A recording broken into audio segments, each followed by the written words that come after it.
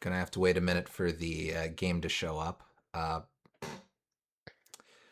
while we do so, Gooms, I have a question for you. Yes, Have you ever practiced any real world martial art or fighting style? a bit. Um, Back when I was um, in about fifth grade, they signed me up for. It was karate, but they um, the instructor was in a fairly pretentious sect of karate. I'll say where, um, in order to become like the top degree of black belt, you had to come up with your own style. Um, so uh, it was initially it was Yusiru, which was the style first, and then he came up with his own style after getting that uh, 12th degree, I believe, black belt, and it Mm. was Yorufuru, which is like the way of the wolf or something, and it was kind of cheesy. He like integrated um, wolf snarls and claw movements into the what was essentially the same style.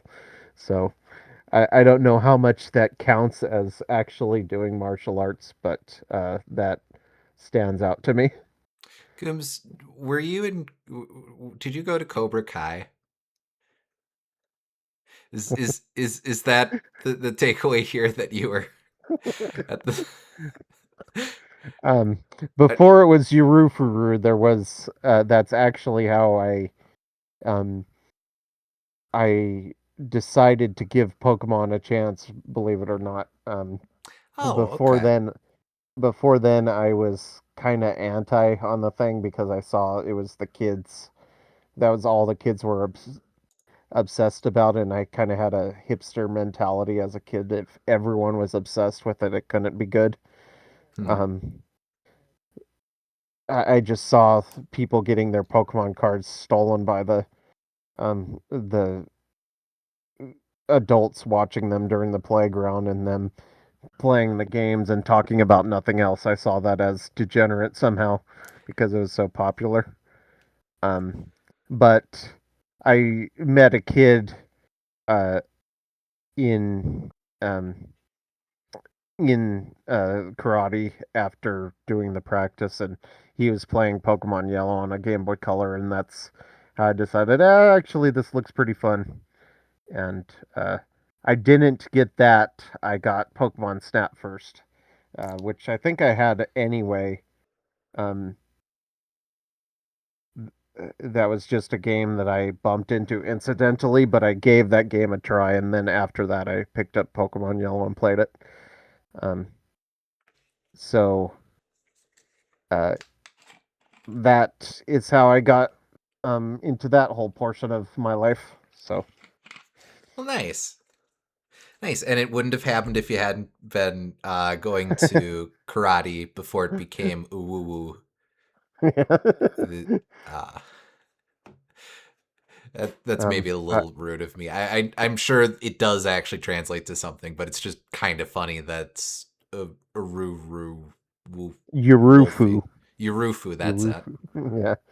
Um, I remember the kid was he had a bee drill and he was doing battles right before Mount Moon.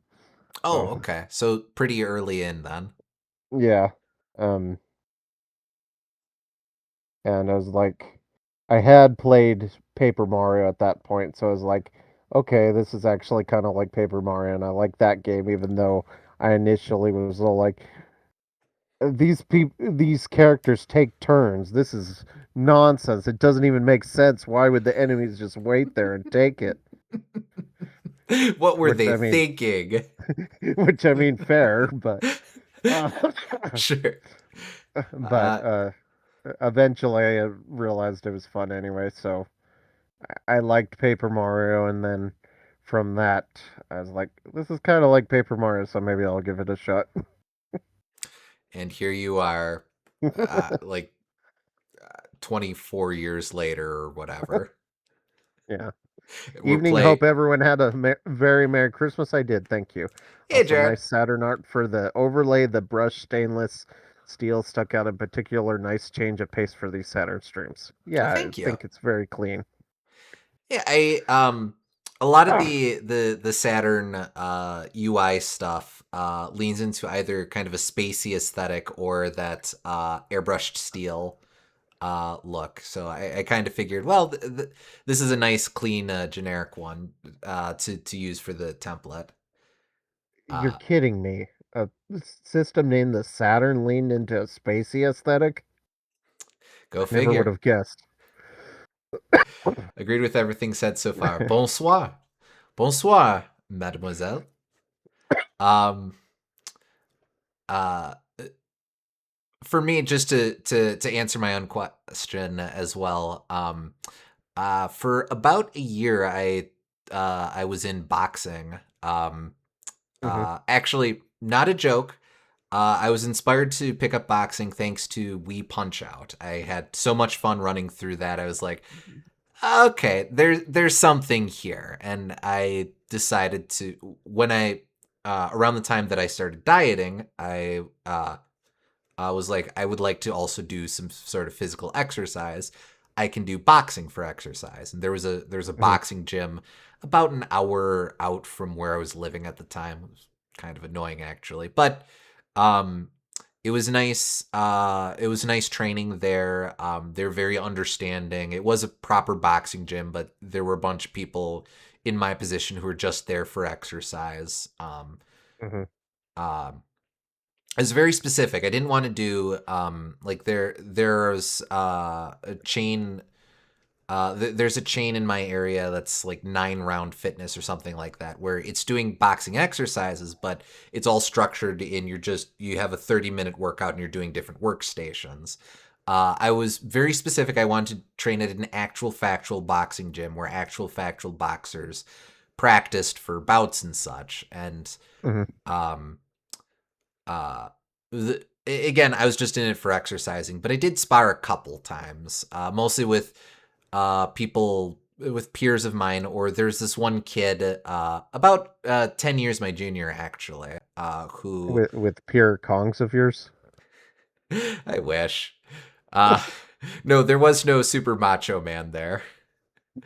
Um, but there's this one kid, about 10 years my junior, who was actually doing a lot of local circuits, who um, was an absolute monster in terms of offense, but needed to work on defense. So all he'd do is he'd turtle up and let us adults who are just there for exercise practice throwing jabs and hooks at him. Hmm. Um, very patient, very chill dude, very understanding. I got to I happened to catch one exhibition night before I ended up moving, and it was the one time I got to see this kid in action, actually do a proper sparring match and such. Um, Hmm. uh, it so this was an exhibition night, so there were a bunch of different matches throughout the night, but and all of them went 3 rounds, judge's decision. That was just the format.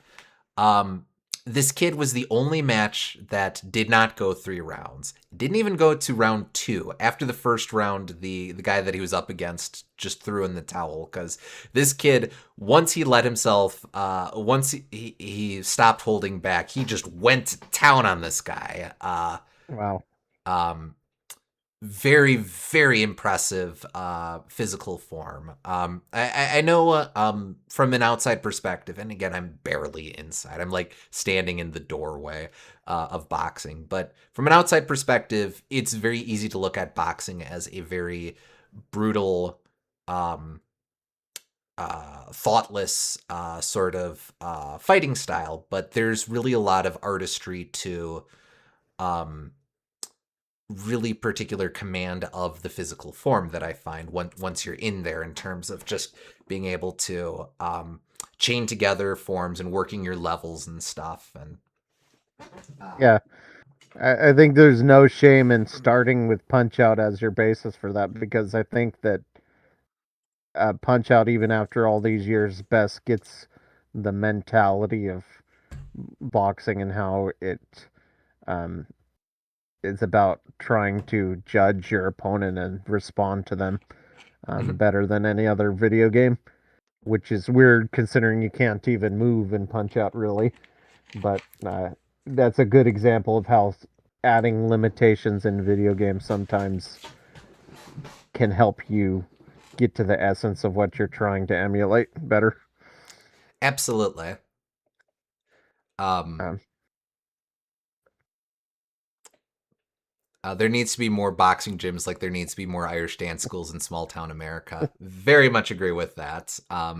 The last gym that I went to, again, both gyms I went to, I went to one gym before I moved to my last apartment, and then I was at another gym. In both instances, I was driving an hour away to go to these places. And like, okay, but it got to be a bit much after a while. But the reason why I'm asking about fighting styles and stuff is because we now today finally start our Sega Saturn retrospective from the proper point of view, by going back to the beginning and playing Virtua Fighter. we're going back to the past. But this is not a shitty game that sucks ass. This is in fact a great ass video game. Uh, I was referencing Samurai Jack, not AVGN, but fair enough. you know what? That is also fair. No, but Virtua Fighter. For a I don't want to delay too much because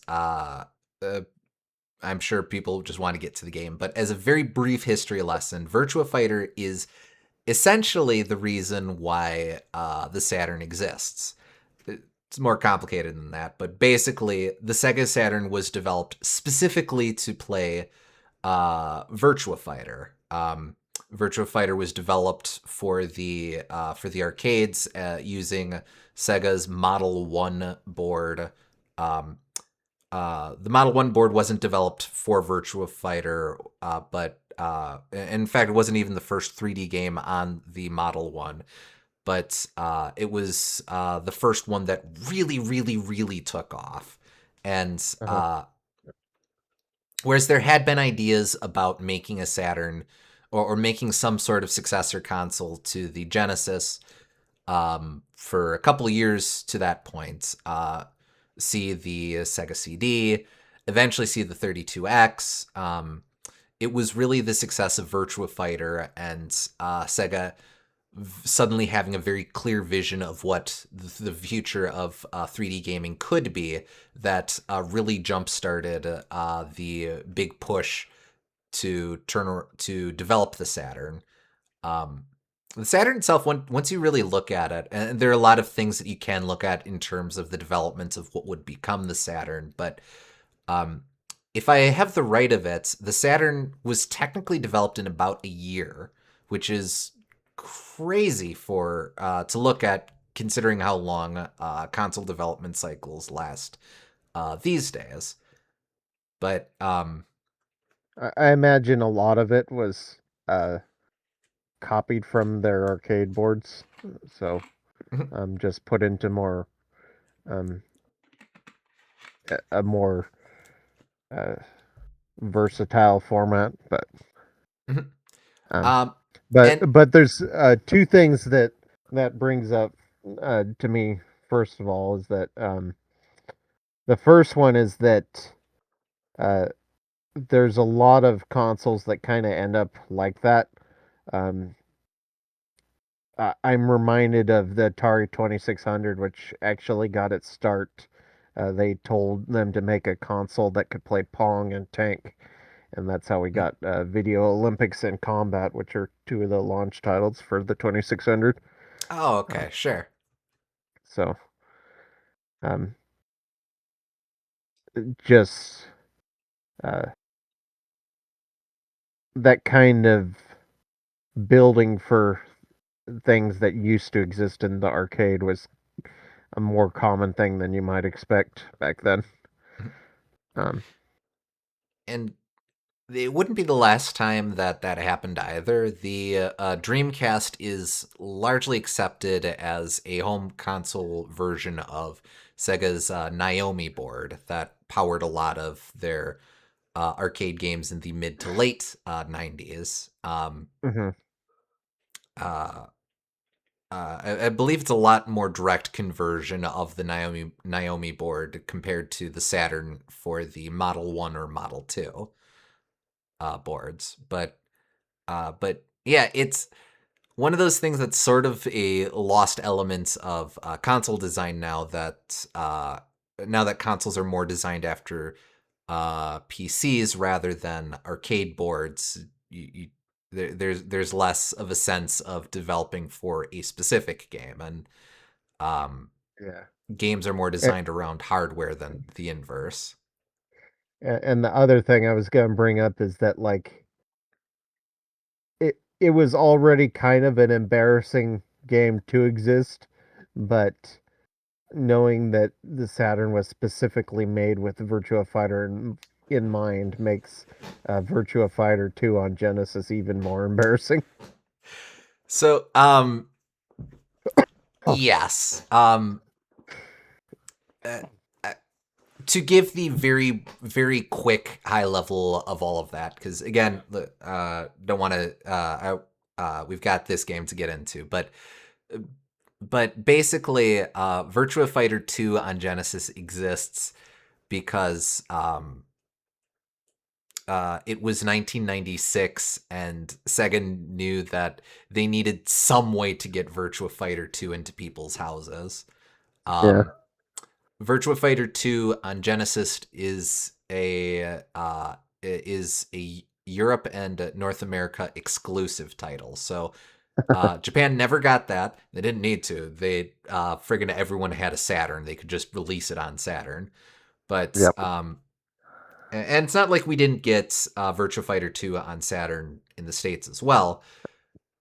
They Sega just knew they would have a much better chance of asking some company to backport Virtua Fighter 2 on Genesis. And it's not like the 32X existed anymore, which was the previous solution for this game. Virtua Fighter 1 did have an actually fairly faithful 32X port. I want to say it's a little bit of a technical marvel that it is as accurate to the arcade original as it could be, but admittedly I didn't look too much into that version of that in preparation for this. Sounds like something that an overworked poor developer would have to do with limited hardware and come up with some genius until they go, well, that worked pretty well as a stopgap. Can you do it again? No, no, I barely was able to do that. No. A bit of that, yeah. But all right, so two questions then not for us to address right away, but for things that you, the viewer, and you, Gooms, uh, to ask yourselves as we run through this. One, um, well, okay, maybe they're not questions so much as things to think about. Don't get on my case, Edwina. Um, two things to think about. One, Virtua Fighter was a huge technical marvel for its era. Are does it still are we still able to appreciate it for being that technical marvel? And two, does Virtua Fighter have anything going for it beyond that initial technical marvel? We're now 32 years out from the game originally releasing. The characters look the way they do, but is it still a good video game? And that is what I hope to address tonight. But first, let me just switch that over. I'm gonna friggin' no, seriously, man, it's gonna be great. You're totally great. You get to hang out with me. I All think right. that second one was angry at you for calling her man. Oh, excuse me. Excuse me, lady. There we go.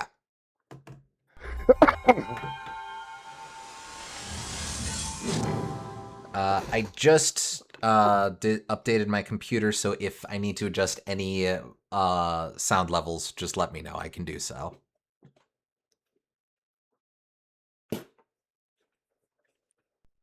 Prepare for battle. Maybe I don't want to, but you're awfully commanding.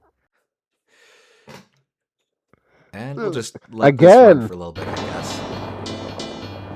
So, this is it. This is the game. I mean, this is the demo of the game, but this is the game. This is... I can hear Smash Brothers target test in this scene, which is probably... It would not surprise me if Sakurai and his team were like, well, it worked for Virtua Fighter, so let's put some of that in this song. A bit. Game is louder than us. I will nerf the game. Nerf!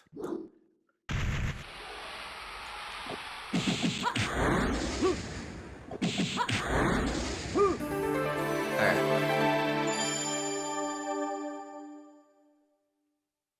Oh, now you're giving us the little dudes. Okay.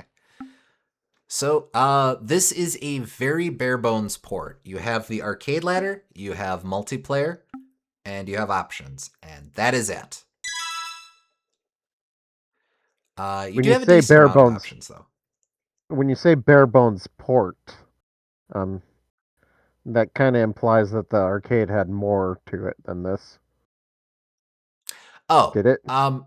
No, it didn't. That's a fair point. So this, let me amend my statement then. This is a very accurate port of the original arcade game, which is to say there is nothing beyond what you could get in the arcade experience. Gotcha. I guess that's not exactly true. You can futz with the time limits. You can change the CPU difficulty. You can take continues off for some reason if you're that obsessed with one credit clears. You can change match rules a little bit. So you do have stuff. You even have sound test. You can listen to Akira do his best friggin' JoJo's impression. So some of those options might have been in the original, just as flip switches for the person that actually owned the arcade cabinet. But could be, yeah. Let's see. We can even adjust controls. I am not going to adjust controls. We'll leave it on normal.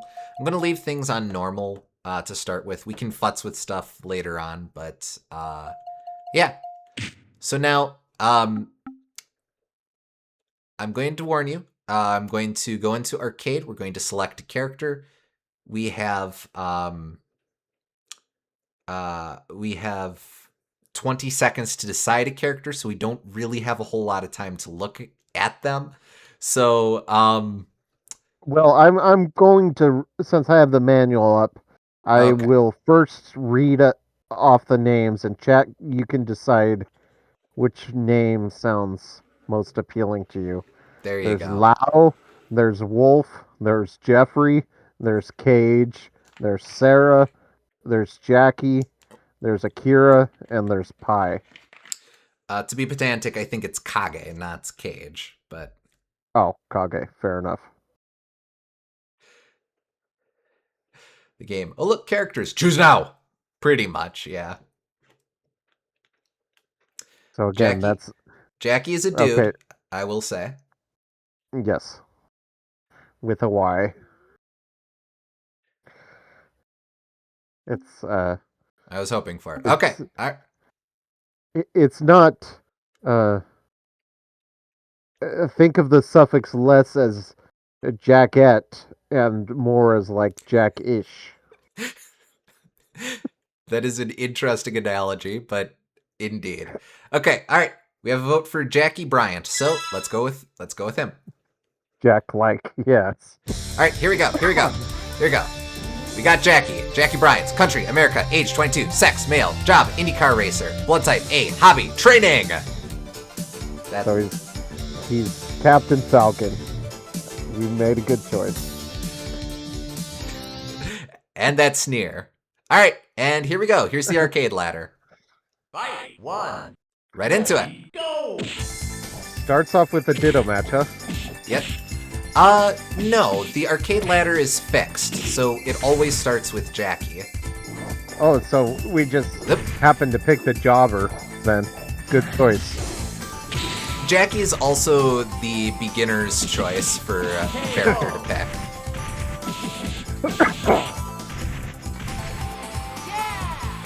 Fight 2. Yeah! Go. But so, we already get to what I really like, or one of the things I really like about Virtua Fighter. Rounds are fast! They are.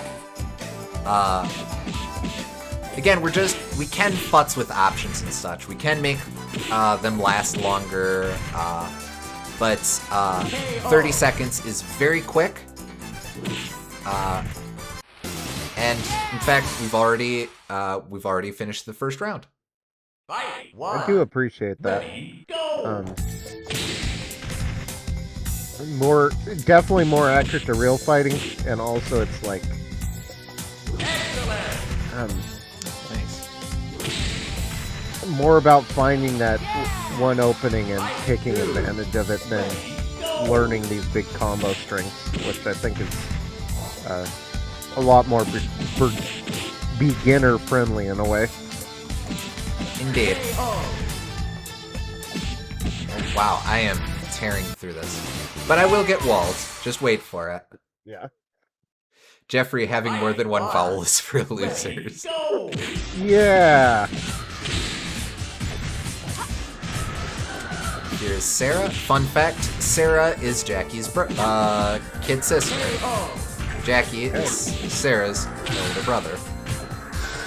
Yes, that is what her being his kid sister implies. I almost tripped over myself, so I was making sure I was correct on both ends. But, Ring out. oh, see ya. I think she fell off the building. Fight. We'll Yeah, just wait for her to come back. Virtua Fighter is secretly also kind of sumo. Although it would be a couple games before they actually introduced a sumo character. Yep. So one of the big gimmicks to Virtua Fighter is that it is a pure... Oh, well, I've lost. Here, hold up a sec. You lose! We're gonna break your neck for that. Rough stuff. We'll continue. Oh, I can change dudes if I want, but I don't want. What were you gonna say? Fight 1. One of the big gimmicks to Virtua Fighter is that it is in a pure expression of different fighting styles. Each character, more or less, has their own unique fighting style. The one exception is the Bryants here actually both practice Jikundo in this game. Although I think they have different disciplines in it. But They call it Secondo in this, which might be a fictional version of that. might also be a weird translation.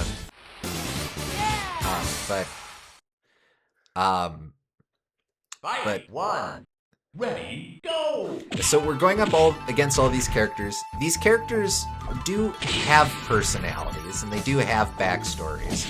But this is a series where story is so unbelievably unimportant that it has literally never shown up in any of the games.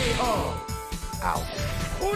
I'll read everything that it has to say about Jackie, outside of the inputs for his special moves.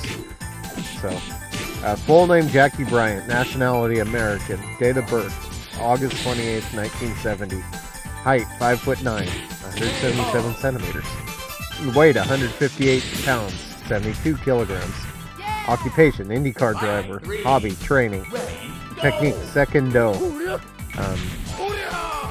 specialty, spin kicks, drop attacks. Jackie is perhaps the best all-around character, with high rankings in speed, agility, and power, plus a wide array of vicious combos. He also possesses some of the most brutal recovery moves, which will make his opponents think twice about sweeping or standing behind him. His stomp attack is almost impossible to avoid. Another arcade favorite. So, like, almost nothing to do with who he is as a person.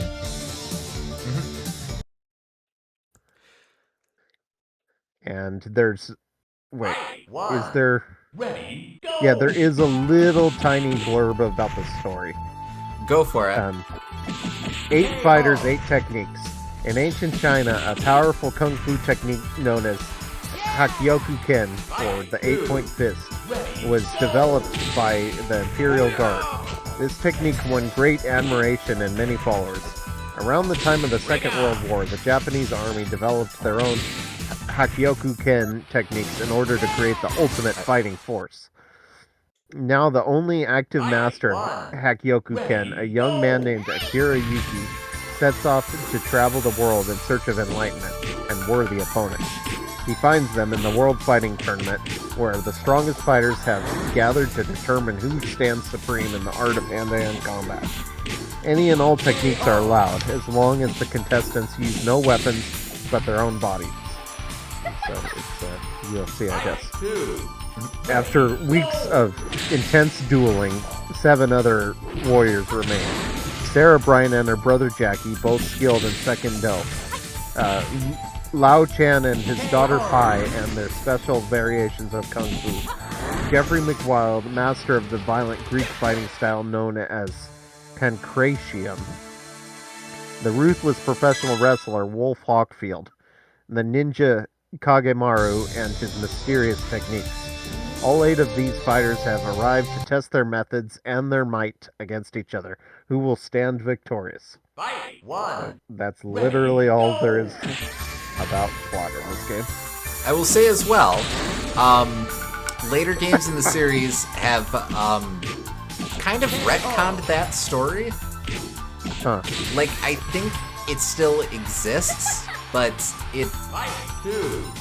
Ready, go! If you actually look into, like, the lore of the series, there's something about, oh, there's this evil, shadowy organization that is behind all...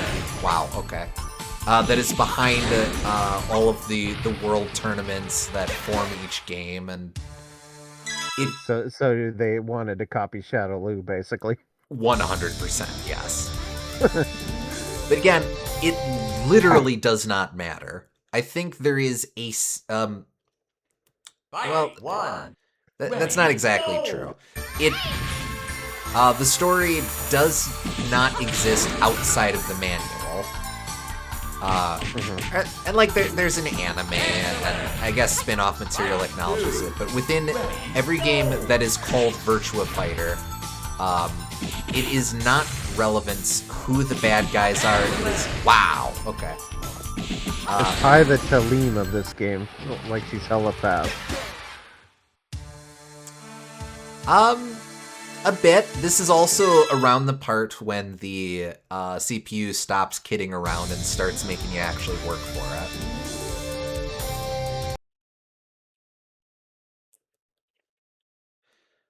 Fight 1.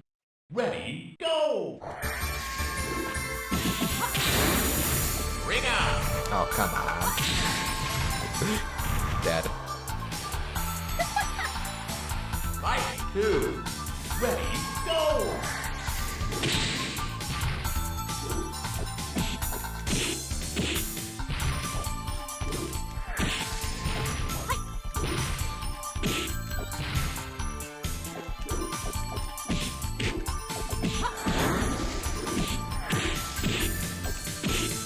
Oh, heck. Come on. Hey, there we go. Yeah, I should probably play this game a bit. It kind of, it's sort of like what I wanted out of Dive Kick, I think. In that, like, Dive Kick is a very simple 2-button game, and rounds are fast, and there isn't a whole lot to learn, but it's all you're reading your opponent, and understanding. They're fairly basic, but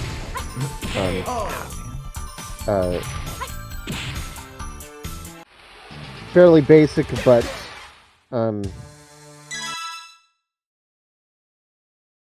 your moveset's fairly basic, but there's a purpose to each one of the moves that you do have, is what I'll say. Fight 1. Ready, go! I feel like this has enough depth to get that kind of idea across without just turning into a pure meme like Dive Kick kind of was. Nice. KO! Hey, nice. But yes, so Virtua Fighter, Go! obviously, like we talked about before, it was very much a technical marvel for its era. It does not have a whole lot of immediately obvious things to draw people into it beyond that. But but to an extent, that's sort of misleading, because what is beneath the hood of this game is a very extremely technically competent fighting game. Everything is so specific, so precise, and there's such a focus on realism, obviously the moon jumps in this game notwithstanding, that it's very easy to get the appeal to this game. I'll say that everything in the game feels extremely purposeful. There's nothing in this game feels like it doesn't belong. Like, it's pretty close to the literal definition of a perfect game, I think. Whereas the word perfect doesn't mean like the best a game can possibly be. It means that, well, it doesn't mean the best game ever. It means the best at being the thing that it wants to be. Like, for example, Tetris is pretty much the prime example of a perfect game, because if you want to do a 4-square block falling puzzle game, you can't take away or add any element to Tetris and improve it at being Tetris. Anything you add to it would be either a downgrade or a side grade to it. Like if you made 5 blocks, if you made all of the blocks into 5, then the game would have a lot of awkward shapes that you wouldn't be able to fit anywhere. If you reduce them down to 3, then the game would be too easy and too basic to make lines with. Like, you have to have it constantly speed up to increase in difficulty. You can't really expand how wide it is or how tall it is, because that amount of space is sort of like perfect for both the technical limits that they were working with and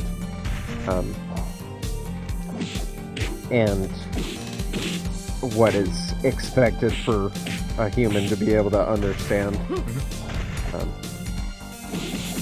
I say all this just like this game feels very similar in that it's very minimalist, but that's not necessarily a bad thing, because when you're this minimalist, it allows you to really refine the elements you do have into making them as purposeful as they can be. I would definitely agree with that. And the really neat thing is that on some level, every Virtua Fighter is like that. Not its entirety. Starting with Virtua Fighter 3, the environments start to vary a little bit, which creates the smallest amount of bias in terms of in terms of how fights can play out. There's a little less purity of form to just the game as an expression of fighting styles and player skill. But even Virtua Fighter 5 is still very... wow, okay. It is still very much this type of game where they're very quick rounds. There's absolutely no fat. It's just you get in, you have the characters who are expressions of these fighting styles. Oop, there we go.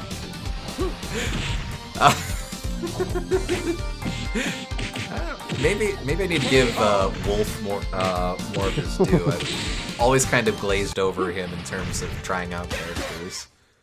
I mean, he's a professional wrestler. That's pretty cool. Absolutely.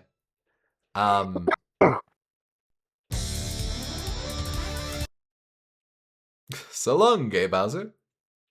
Pretty much. Fight 1. Ready, go! But like by way of example, Virtua Fighter 5, at least the base version of Virtua Fighter 5, I don't know if they changed this with the updates. The idea of what this game was and its arcade identity is so fundamentally important that the game's online multiplayer is not themed around, or the game's online multiplayer and its challenge mode is not themed around anything in-universe, but it is instead themed around going to different SEGA arcades and playing cabinets of Virtua Fighter. That's cool. Now, as of the time we're playing this, Sega's working on a new Virtua Fighter project that seems to be a little bit more involved. We'll see if that changes at all. But to an extent, I do kind of hope that, don't define these characters too much. Don't flesh out this world too much. I wouldn't mind if it just stays extremely simplistic. Yeah, and the attacks feel very punchy in this. It's it almost has like a rock paper scissors quality where it's very obvious where you messed up with each attack. Like if the guy's ducking and you do a roundhouse kick at him, well, it's obvious that he'd be able to duck under that. Or if he's far away, then you would know that using the roundhouse kick would be able to hit him then. Like, it kind of communicates that basic hitbox information a lot better than most other fighting games, I think. Just because the moves come out slower and you have to be more dedicated to each individual action that you take. And there's no long strings of combos that is one guy playing the game where you just have to wait until you can either escape the combo or just die. That's another thing too. Characters aren't super tanky in this. Yeah. Which again contributes to that sense of rounds. Yeah, rounds just whipping by super quickly. Aw, man. Fight 2. Ready, go! I don't know, in terms of the arcade scene, I've always really respected the idea of a fighting game like this that resolves itself so unbelievably quickly. That I mean, over the course of this conversation, we've cycled through what would have been 5, 6, 7, 8, however many credits. Yeah. And like, in terms of doing single player, yeah, that's rough. But in terms of an arcade environment where you're constantly getting new players to want to have their turn, that's absolutely phenomenal.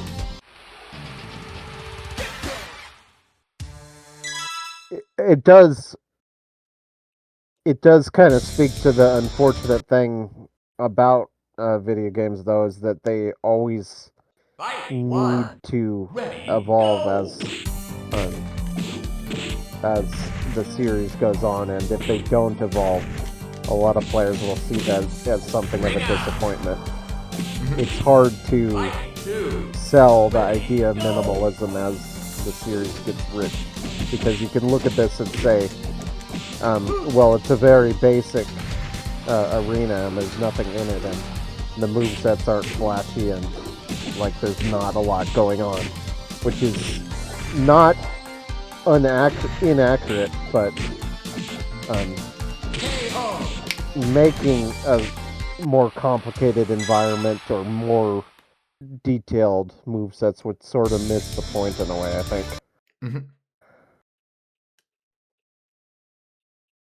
Fight. One. Ready, go.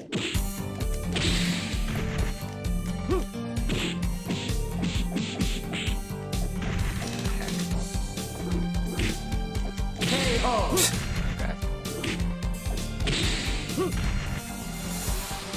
Fight. Two. Ready, go. Like, even the blocky character models, it's like less that you're playing as Ring out. a character and more that you're playing as a clearly fictional representation of this fighting style. Almost like this would be the game that your grandma thinks is a video game, less than a video game itself.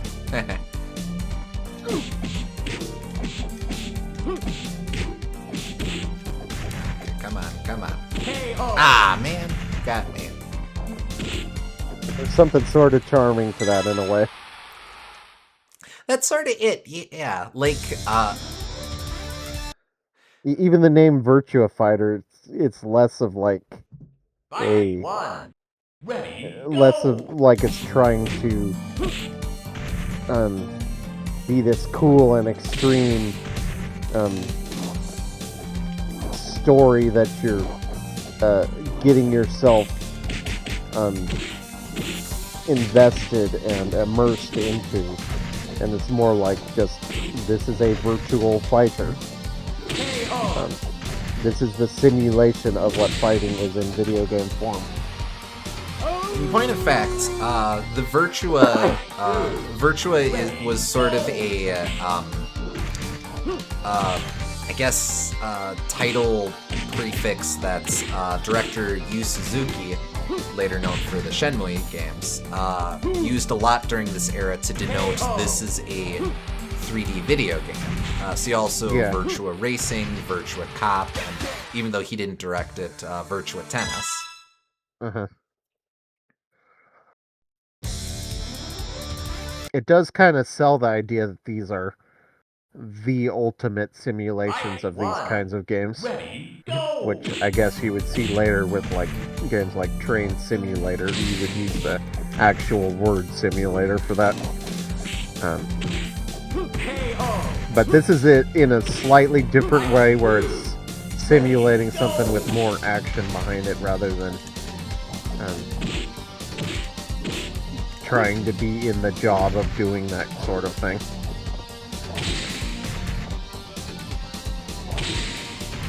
Oh wait, that's right, that's the play. I just kick! Hey, Will. It's going alright. We're working our way up the arcade ladder in Virtua Fighter. Oh, he's caught on to our play of just punting him in the chin.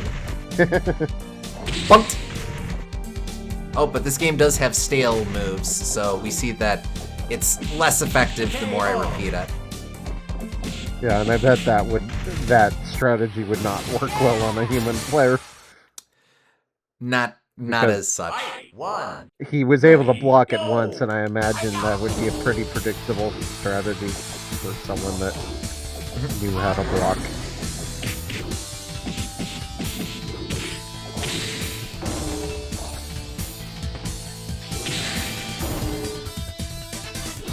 I have been glazing this game a lot, but I wouldn't expect the AI to be very sophisticated just because it's old. But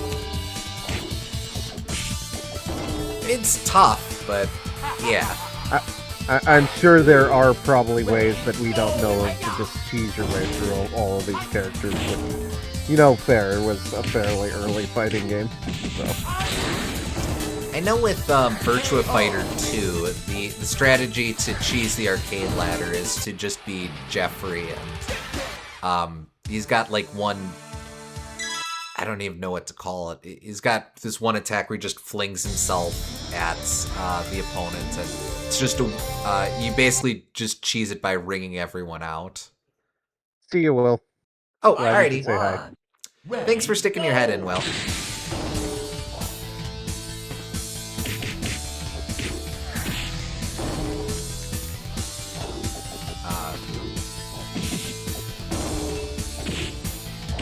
Bunt. But yeah, we see that Lau's a bit better at reading levels, so he's a bit quicker to block that. KO.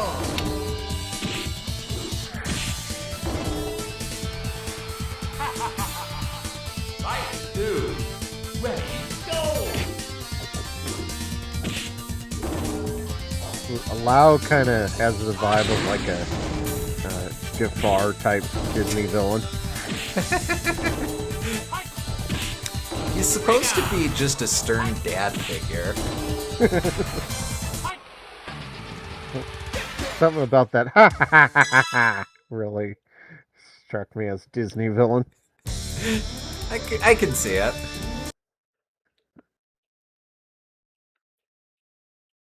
Fight 1. But like, I guess he and Pai-chan have a bit of a contentious relationship. Like, Pai-chan, I think, is supposed to be a film star, and like he's just a martial arts instructor, and he was kind of absentee, and Fight 2.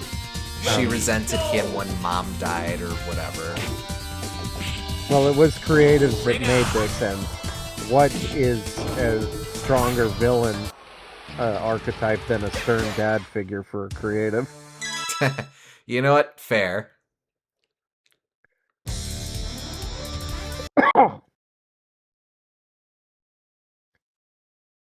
Fight 1. Ready, go. Hi-ya. You were always a disappointment, son.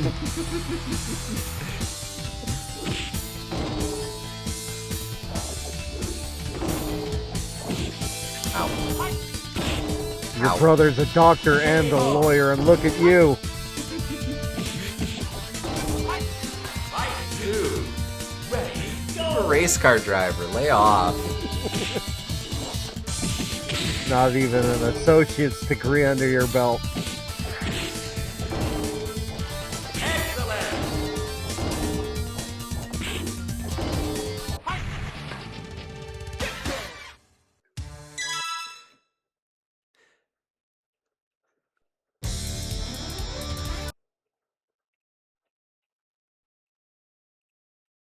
Fight 1.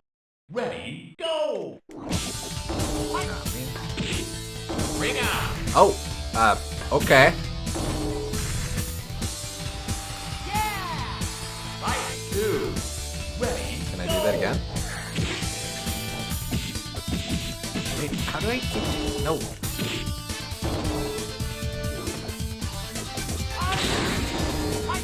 No. Ow.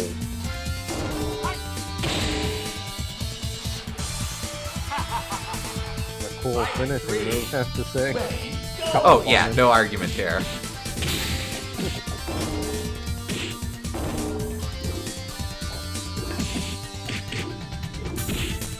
It does have the strong Ganon type dad energy. Ring out. Come on.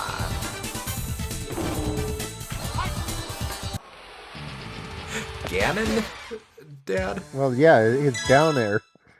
Oh, Same yes. basic thing. Honestly, that's another thing to consider. Fight 1. Ready, Since go. probably one or two characters in Smash have a move or two from Virtua Fighter. Oh, yeah. Like, that could easily be argued as from M. Bison too, but I would not be surprised if this was the inspiration.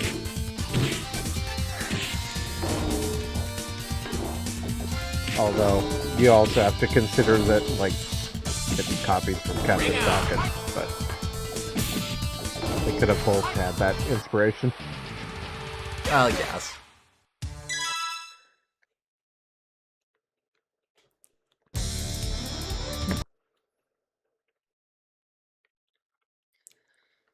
Fight 1. Ready, go!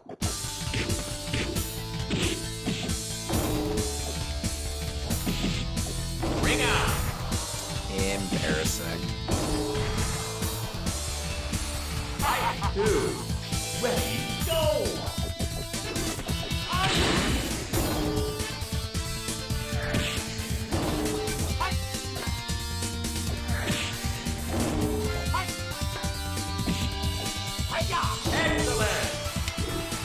Excellent! I should probably try some of those special moves. All right. Lay one special move combo on me. Okay, I will see what I got. Fight 1. Ready, go!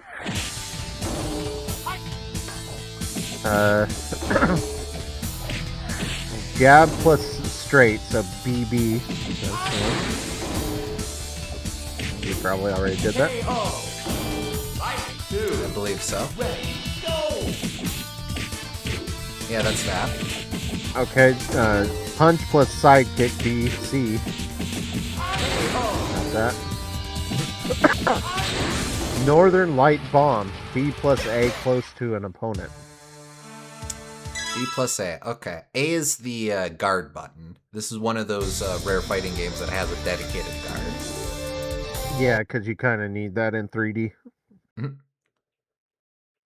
Fight 1. Ready, go! Can't really hold back. There we go. Donk. What was that There's called? The space- Northern Lights? Northern Light Bomb.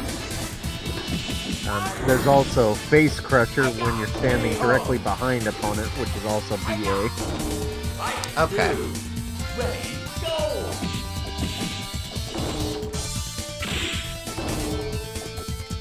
Ring out! You know, you really didn't need to jump out after me. But so it's coming back to me. BA in general, I think, is your grapple moves, which makes sense. B is punch, A is guard. Ready, go! So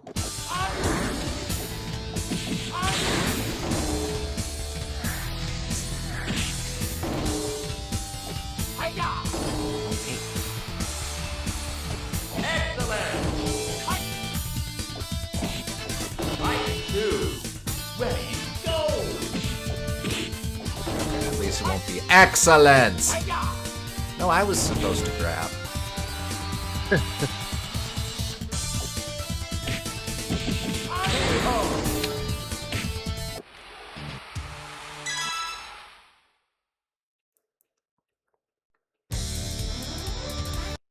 There's spinning back knuckle where you push back and press B. Fight 1. Ready, go! That's it. Alright, looks like a bit of a change up. And then there's elbow spinning kick where you press forward and press BC. Oh, that's a grab.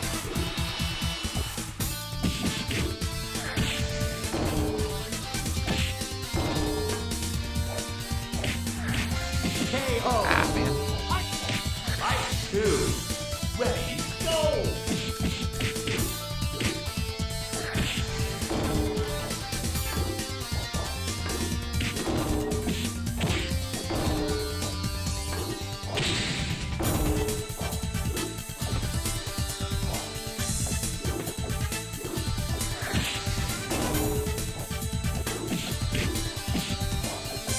spinning arm kick, where you push back and press BC. Time over. Oh no, we were crushed by our failure. Sorry, what was that last one? Spinning arm thrust? Spinning arm kick, where it's push back and press BC. Fight Okay, one. let's see. Ready, go. That's forward and BC. Oh, hello. Ow. Fight two. Ready, It was doing go. back.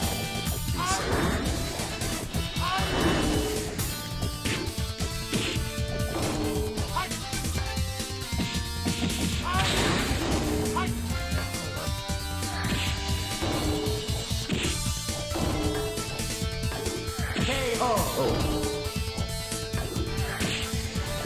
Well, didn't hit. But... And then you have two more. The neck breaker, which is forward B, close to an opponent. Okay. Fight one.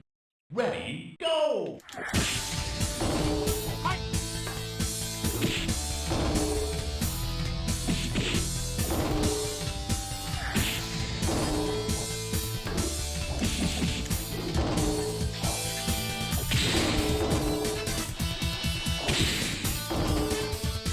KO. Hey. I don't think Whatever you that did there was it. worked. But... Let's try for that again. Two. Ready, go.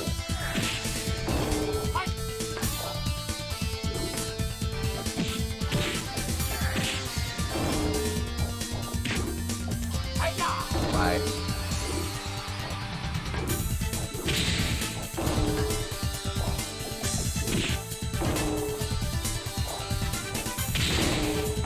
Ring out. Hey, all right, I'll take it. Okay. And the last one is the somersault kick, which is like a diagonal backwards in C. Fight one. Okay. Ready, go. Diagonal upwards backwards in C. Yep. Well, that's just running away forever. All right, Akira Yuki. Virtua Fighters always change, but or Virtua Fighters tend to change. But one thing that stays constant is you will always fight KO. Akira as the final round of the standard arcade ladder. Makes sense. Fight two. Ah! Go.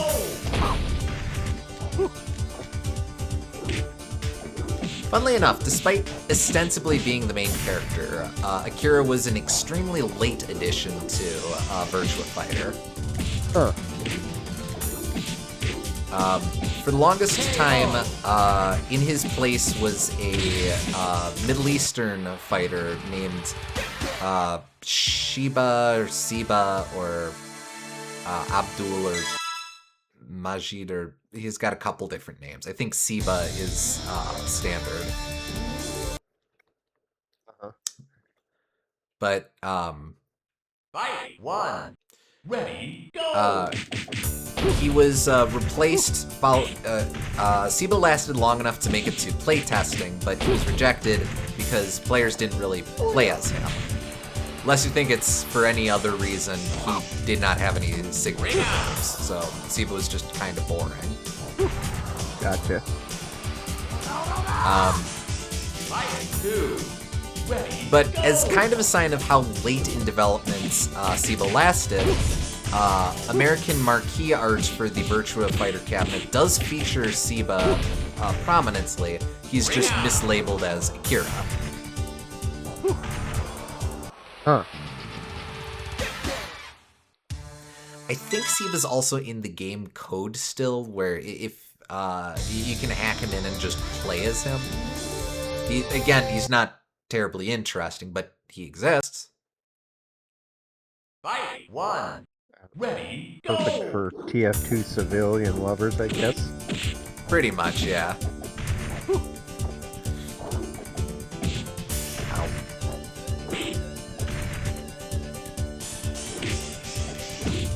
KO. Fight two. Ready, go.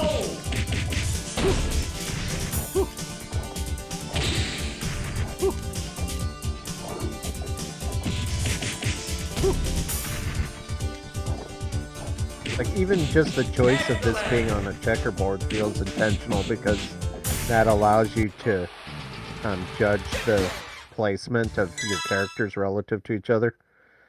Oh, yes. Choosing that as the final arena makes a lot of sense to this sort of purist, mechanically driven fighting game.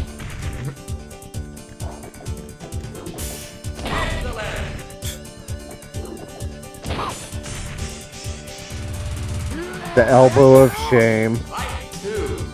Ready, go!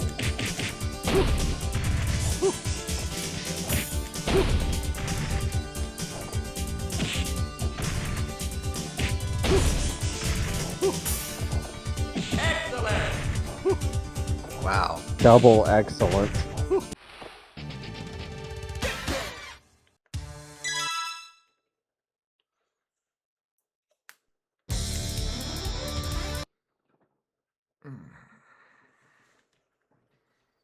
Fight 1. Ready, go!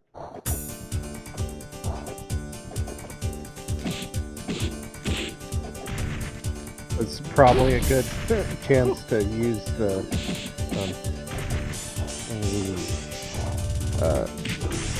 face crusher, where you have to stand directly behind and push B plus A. Oh, right. Yeah, okay. Have to head out. Dad wants him and I to be done early tomorrow, but I hope everyone had a Merry Christmas and has Happy New Year. Well, thank you very much, Jared. I hope you have a Yeah, Happy New Year yourself. Yep. Ring out!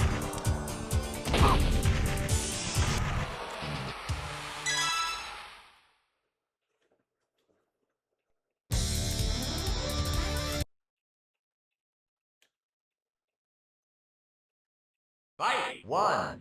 Ready, go!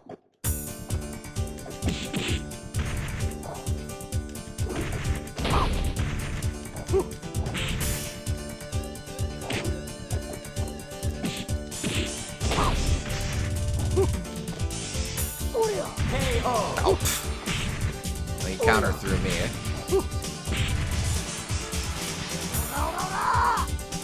Fight 2. Ready, go!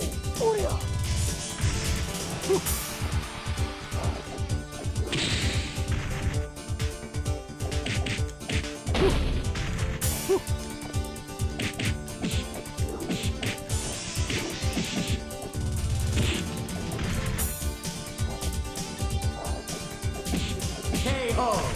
Oh.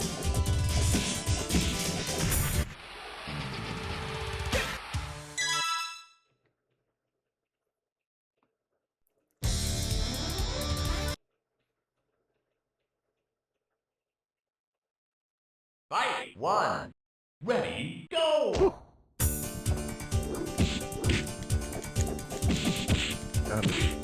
Now that we've played both games, I can see a lot of similar DNA between this and the Cheeto Blade.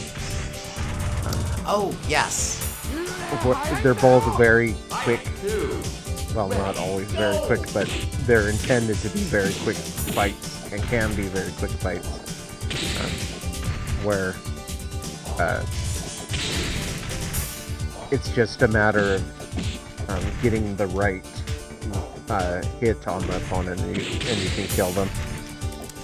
KO! That emphasis on realism. Yeah.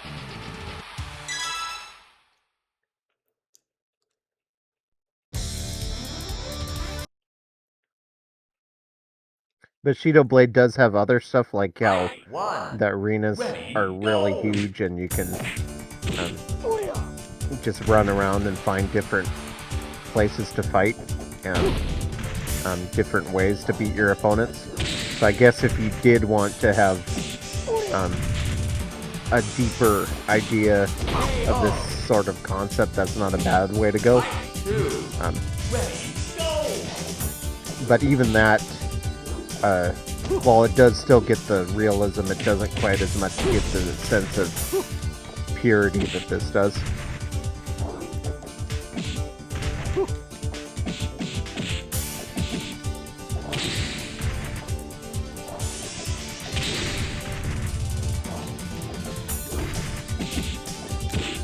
come on. Uh-oh. Yeah! Got one in. Oh, barely. Barely. I think I may have still gotten it with time, but... Fight 3. Ready, go!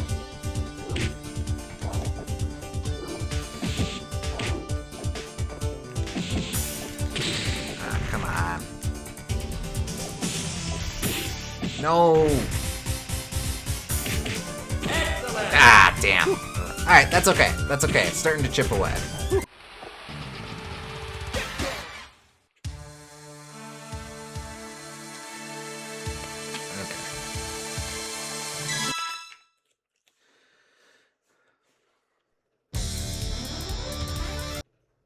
But yeah, that I'd forgotten all about Bushido Blade. But yeah, you're right. That's sort of Ready, a go! sort of an interesting point in that a fighting game conversation chain where both of these represent fairly basic ideas in terms of what it means to be a fighting game. Come on. Ring out! Yeah! She's dead. But in both instances, there. Oh, I think he tripped over the edge. What was that move? I'm just gonna jump really far backwards and do a flip. Ah, crap.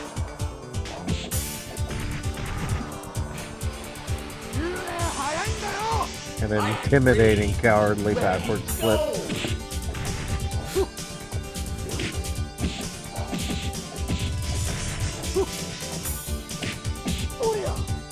Ah, man. Well, I guess that's fair.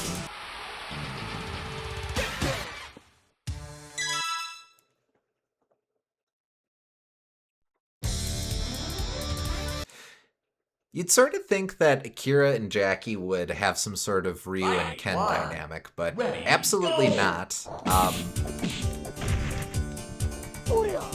think, like, they know each other, of course. There's some sort of, they hang out sometimes, which is where you get the, Jackie and Akira in Sonic and Sega All-Stars Racing. But, the dynamic is more frequently Akira and Kagemaru, or sometimes Akira and Pai-chan, or Akira and Sarah Bryant.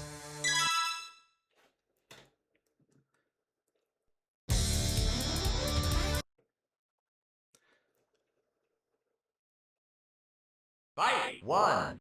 Ready, go! I guess if anything, it's more of a Ryu and Guile situation than Ryu and Ken.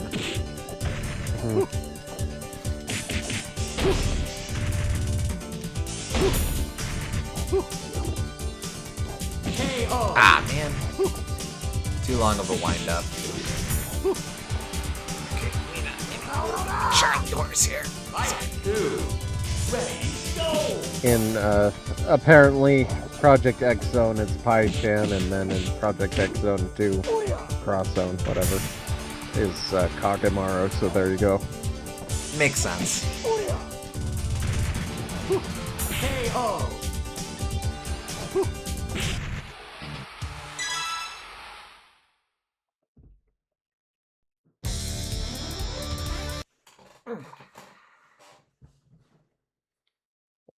Fight 1. Ready, go!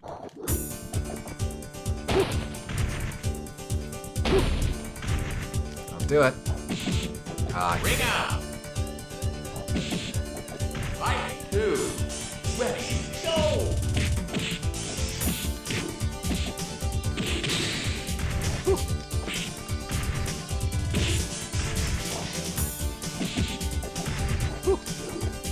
The inputs in general are way more simple than they are in other fighting games too. There's no dragon inputs, there's no quarter circles, there's no pretzel movements.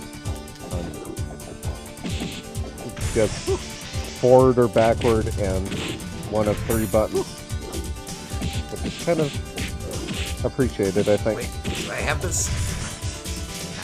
I don't have this. Yeah, that's another thing that I think is why I gravitated towards these games so much, is that they do have the very simple button masher inputs. Uh-huh.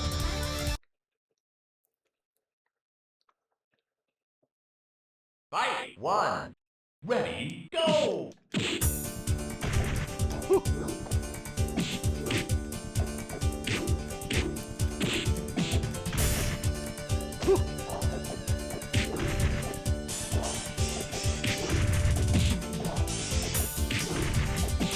Eventually, that'll work. Excellent! No. Citation needed. Fight 2. Ready, go! You know what he sounds like when he wins?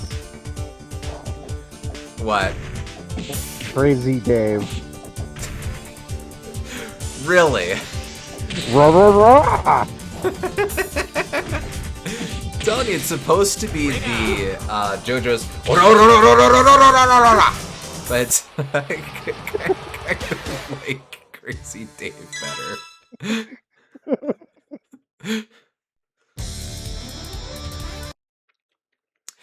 For folks viewing at home and wondering, good God, when is he going to get to the point? I never said I was good at this game. I just said I really respected this guy. Yeah. Also, I usually I play don't as thi- Jeffrey. I don't think I would be very good at this game either, but it's the kind of thing that I feel like you'd be able to bash your head against it and get better at it the more you play. Very much so. Until you forget most of it and start over again the next time you play. And in fact, it has been about 2-3 years since I last played this, so there you go.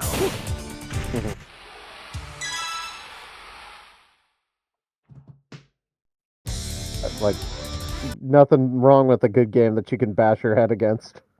Pretty much. Fight 1. Ready, go!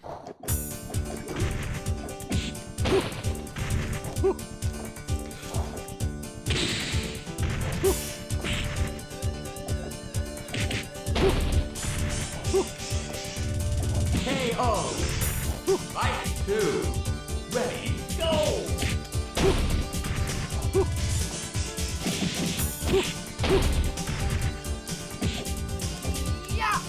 Oh, okay.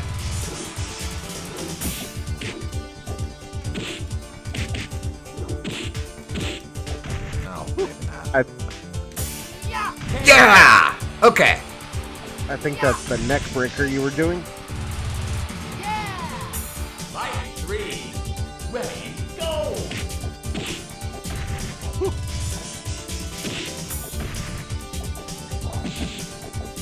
Oh boy. Nope, don't do it. Don't, maybe do it. Up. Come But on. not the neck Get him. Ah, damn it. Ah. breaker. The Northern Light Palm, I think. That was it, yeah.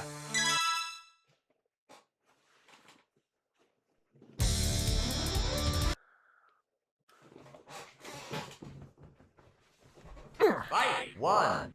Ready, go!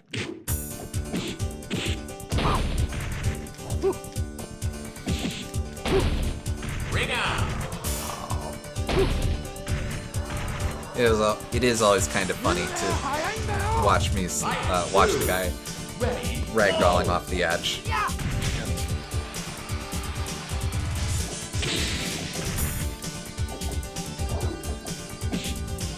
Oh.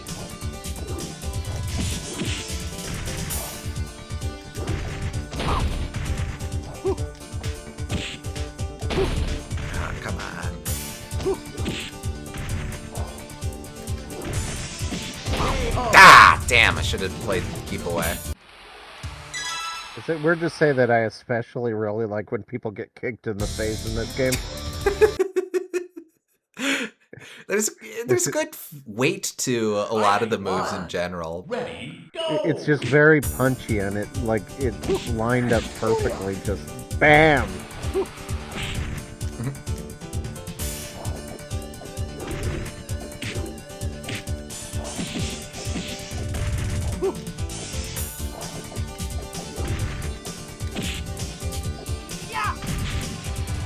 Okay, not nothing.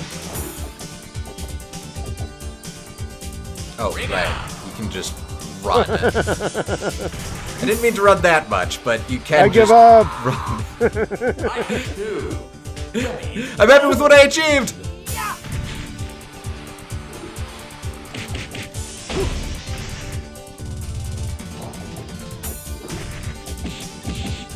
You can't beat me, I beat myself. KO. I won a moral victory on the stake!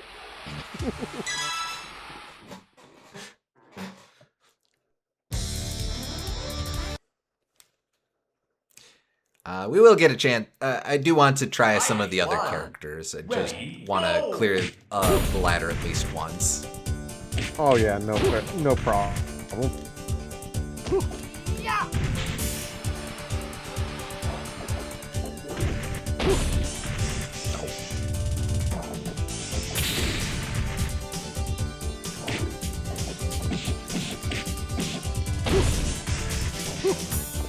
Was this game ever bundled with the Saturn?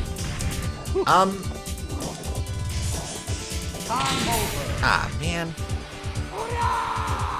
I don't. Fight 2. Ready, go. I think it may have been, but I also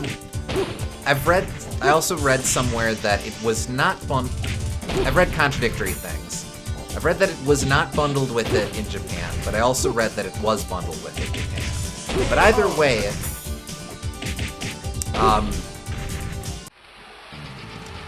it warrants mention that the Virtua Fighter sold about as much as the Saturn did. That suggests it probably was bundled with it, but Fight I don't 1. think it was in all Ready, territories, is go. the thing. probably, yeah, but I'm sure that had to have been part of it at least. I think it did genuinely have an insanely high adoption rate, even outside of bundles, though. Excellent. Fight 2. I'm not denying that, but like, even if you compare it to another game that has an insanely high adoption rate, like Mario Kart Wii, that wasn't bundled with it, like, there's still like, What? even that, I think a third of Wii owners had Mario Kart Wii, which is still a ton, but relative to the adoption rate, that would have been a lot less than this. 1. Ready, So go. that makes me think that it probably had to have been bundled with it. Yeah, probably. Excellent.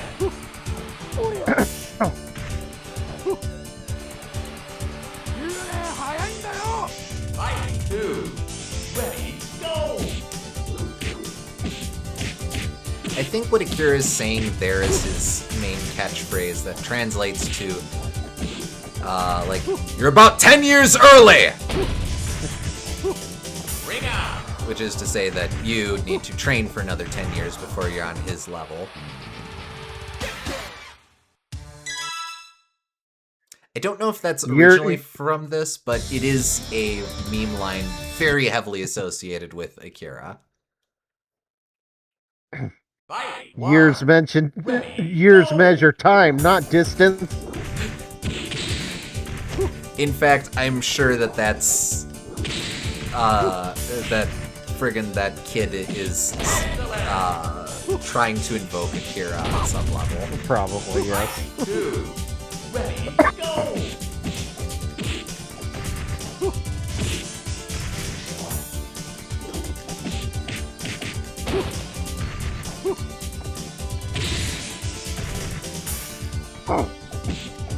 KO.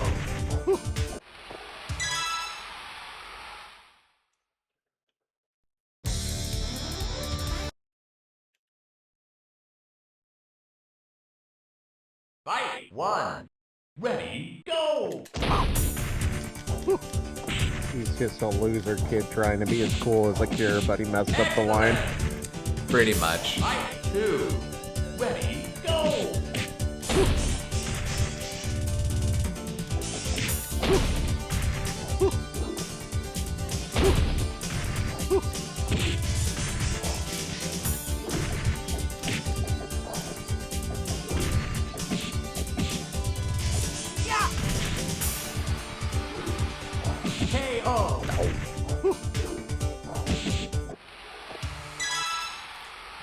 maybe I need to try something different. Let's try this, see if that works.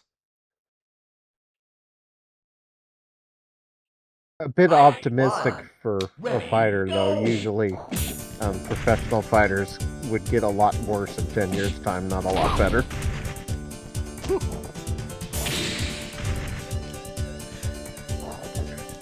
Yeah, I don't know. Maybe it's the delivery of it. When the progression of time is not kind to Fight athletes. 2. Ready, go.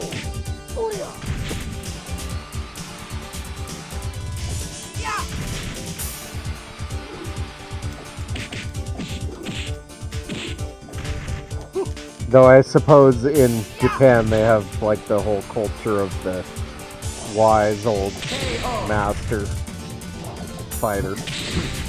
Oh, like Lao Chan. Yeah. Fight 3. Ready, go. Ring out. Ow! I suppose that's the risk of. trying to do I that. suppose that would absolutely be a thing for teaching, but perhaps not in fighting directly. Yeah, true. Fight 1. Ready, go.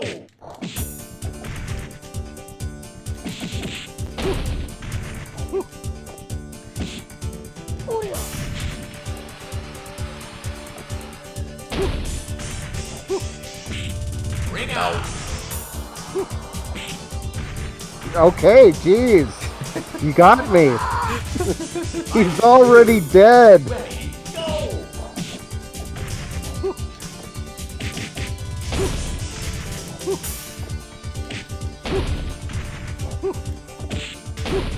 Ring out. Akira got some bloodlust this round. Satsui no Hado set it quickly for this guy.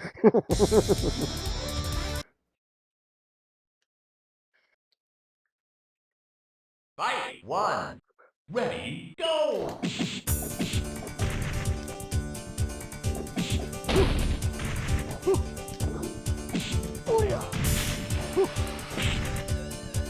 KO. Fight 2. Ready, go.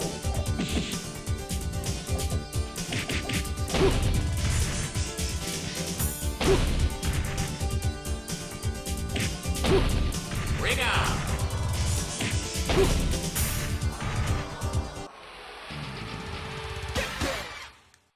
I think that elbow smash as well is a very signature move of Akira's. Like I'm pretty sure he has it in Smash Bros.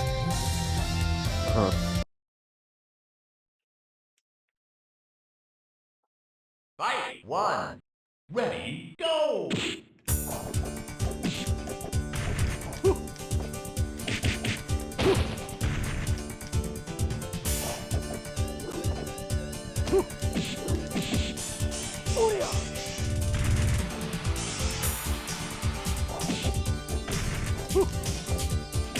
KO.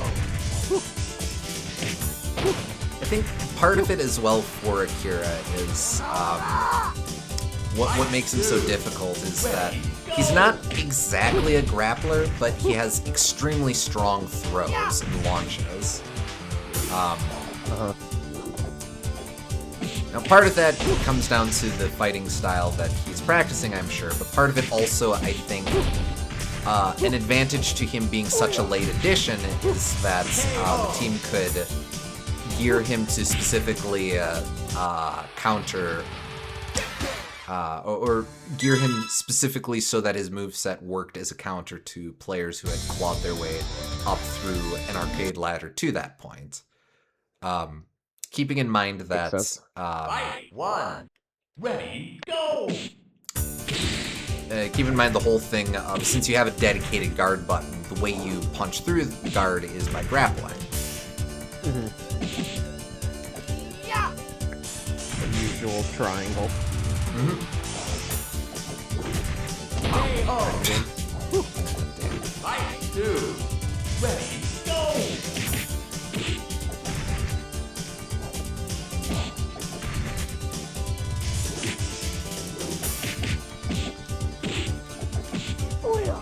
KO.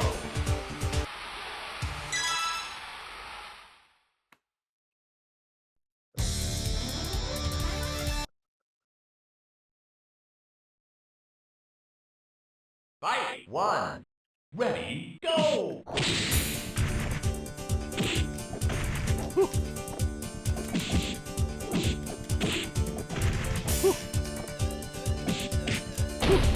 Wanted to look up a Virtua Fighter 1 tier list, but I'm just finding a lot of Virtua Fighter 5 and tier lists of the games themselves. Fight 2. Oh, Ready, go! I'm pretty sure Akira consistently places pretty high, but he also has a very high skill ceiling. Gotcha.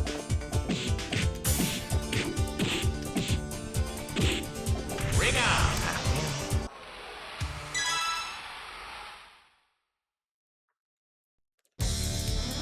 Like, we'll switch over to him again once I beat him here and we're starting to mess Fight around. 1. We'll switch over to Ready, him go! to kind of get a feel for playing as him, but it's not going to be.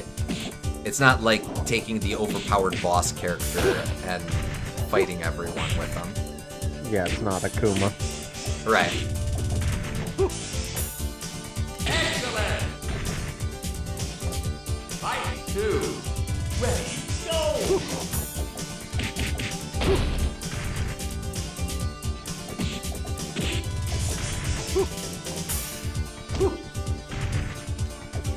Excellent!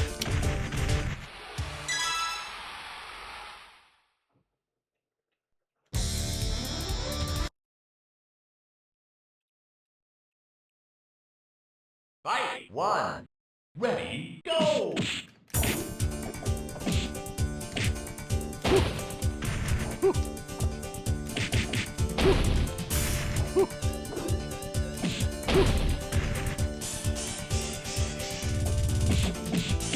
KO.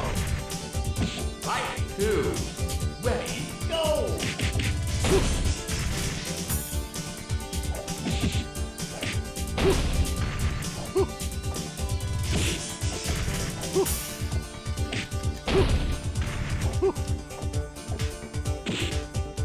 Excellent!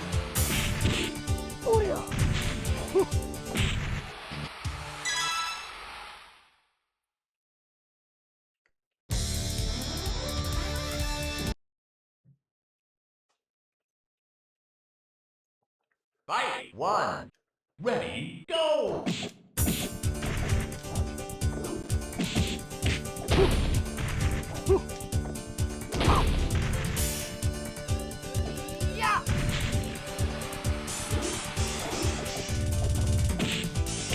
KO.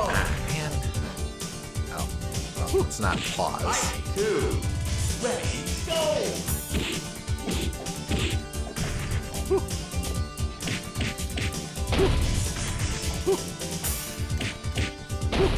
Ring out.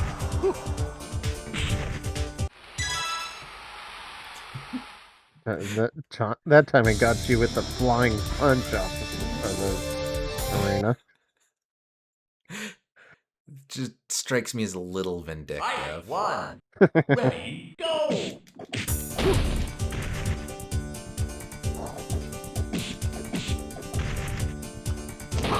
Ring out. You want to try some of these fighting special moves again? Fight 2. Yeah. Ready, go! Okay, so again, your special moves are jab plus straight, which is BB. Punch plus sidekick, which is BC. Northern Light Bomb, which is B plus A close to the opponent. Face Crusher, which is B plus A behind the opponent. Spinning Back Knuckle, which is back and B. Elbow Spinning Kick, which is forward BC. Spinning Arm Kick, which is backward BC. Fight 1. Neck Breaker, Ready, which is go! forward B close to an opponent. And Somersault Kick, which is diagonal backward C.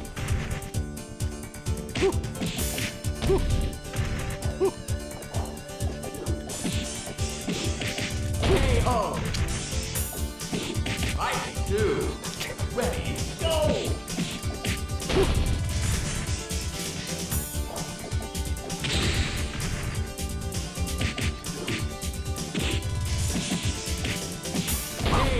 I wish I knew how to do one of those stomp attacks, since Jackie is supposed to be a good stomper. Let's see if I can find that. Fight 1. Ready, go! Yeah!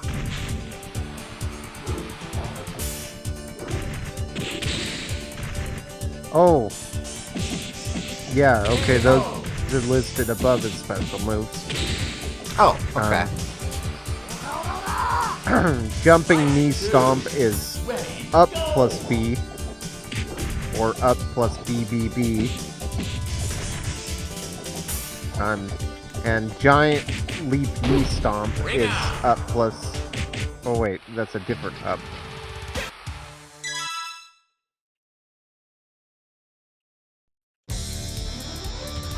A different up? Yeah. Fight 1. Oh, wait. I know there's two different types of jumps. Ring out! So if you... Fight 2. Ready, go! If you press the D-pad in the button... if you press the D-pad up and then press B, then you get the jumping knee stomp. If you hold the D-pad up and then press B, you get the giant leap knee stomp.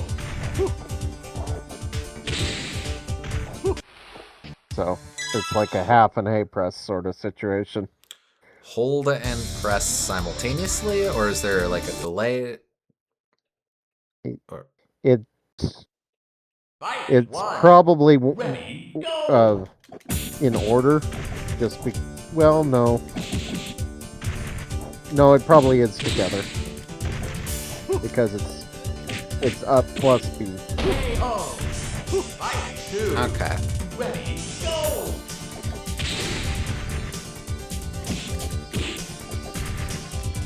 But it might only work when he's down on the ground because it's a stomp. Could be.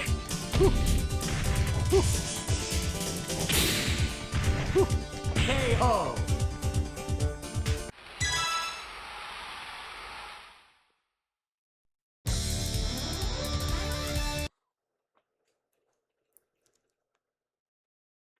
Jackie hits you with the Fight 1. DreamWorks eyebrow every time you lose. He does. Like, you do not deserve to appear that smug, man.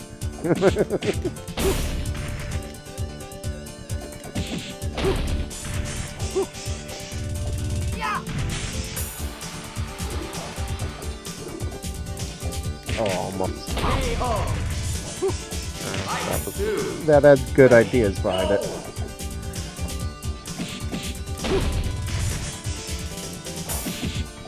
Nope, don't do it. Ah, he did it.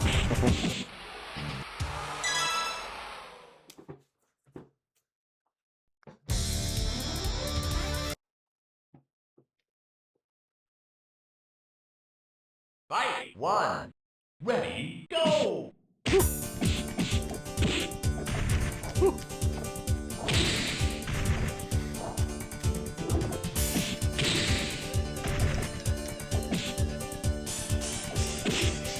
Ring out! Ah, he did it.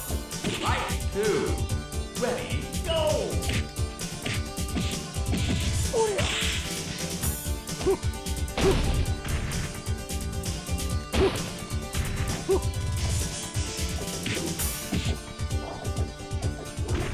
Ring out! I'm out of here. I'm gonna lose on my own terms. Ay, ay, ay, ay, ay.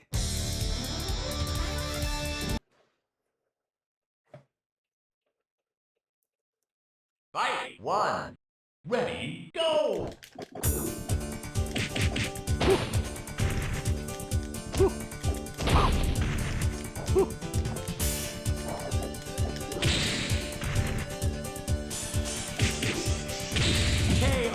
man. Okay. Fight 2. This feels a little funny when I hit start a little too early. You always Mike Wazowski and behind the KO. But yeah. KO. There. Now he's behind the period. His face.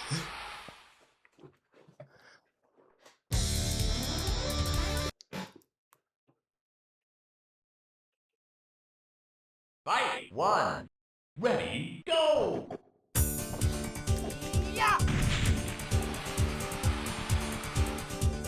Yeah! Good one. Come on, let's keep doing that. Nope. Nope, crap. He's catching wise. Yeah! Don't do it. Yeah! Okay, Yeah. alright. Fight 2. Ready, go! Not a good start. Not a good start.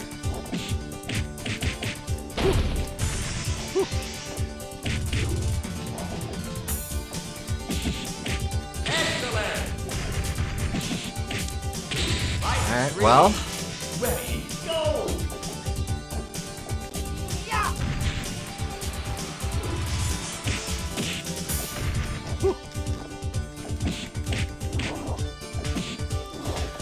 Oh, there's that move. Bring it Oh no! Yeah, that was the diagonally upward C move. The somersault kick. So that's how I enter that. Okay.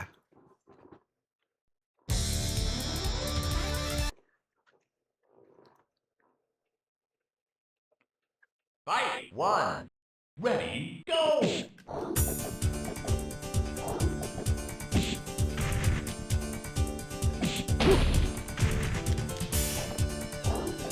Now see that's just the jumpy kick.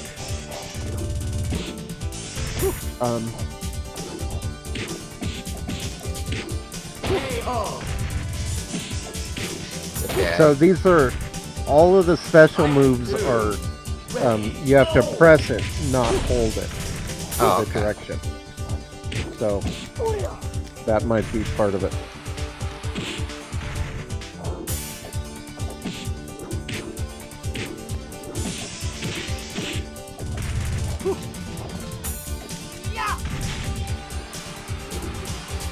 KO! Generally, if you want to do any kind of special move, try not to hold the directional button. Just press it. Okay. Fight 1. You only have one stomp that where you hold it.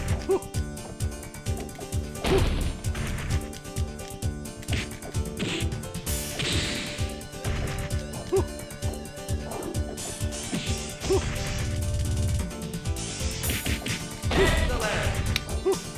Fight 2. Ready, go! I think kind of keeping your distance is a good idea with him too.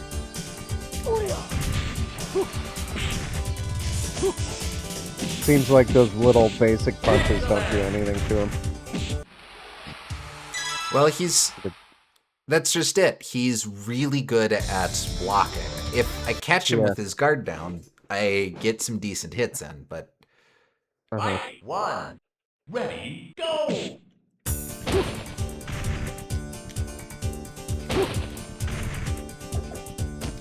Yeah!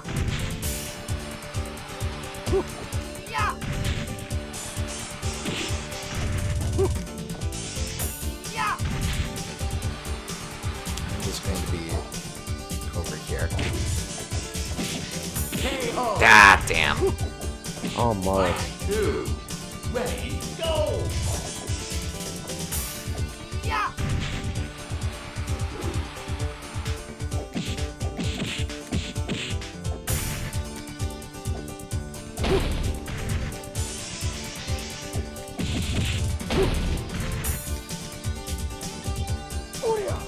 Nope. Don't do it. KO! Ah! Oh, both of those were pretty close though. Mhm.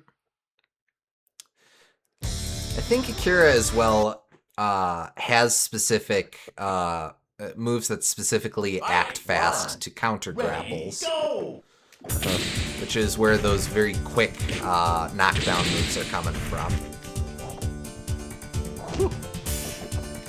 Yeah. Yeah.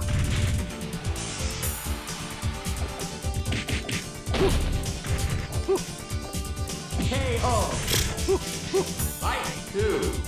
Ready, go.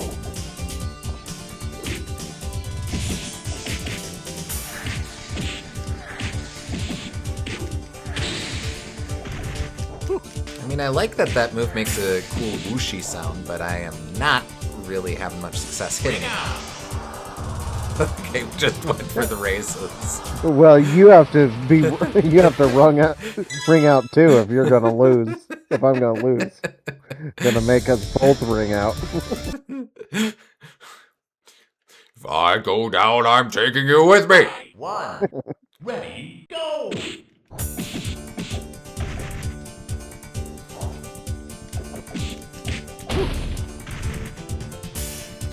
Yeah.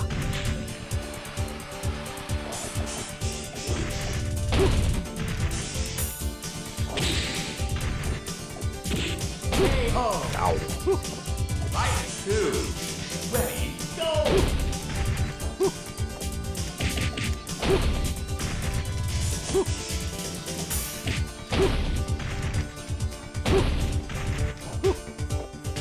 Yeah.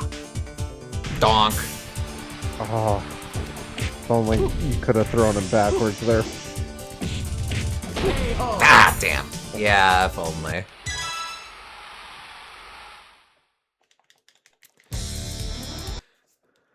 Wonder if this is one of the games where it was like Fight 1. they just gave up on the idea of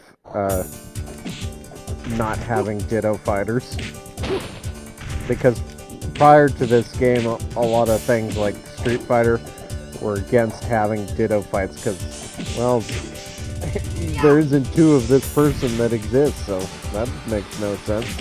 Ring out. Which is how you got the existence.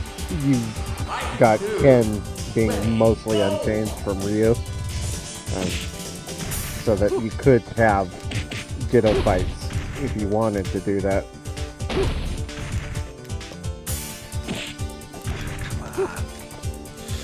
Ring out. Yeah! I cheesed it, but I'll take it.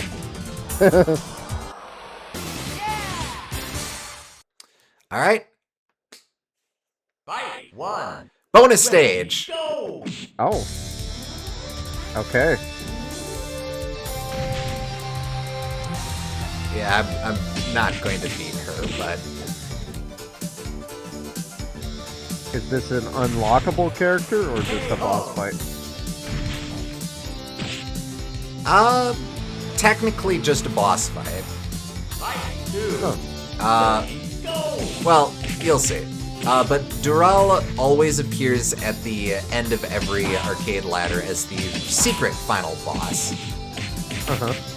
She is extremely tough, and she has every character's fighting ability. She can use any move from any character at a moment's notice. Fight 3. Ready, go.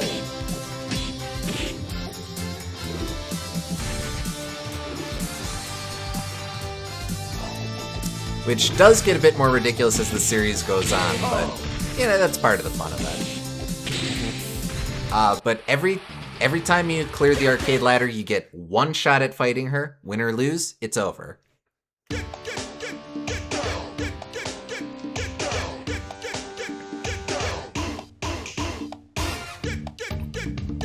Okay, so you want to try doing it on easy mode just to see if we can beat her?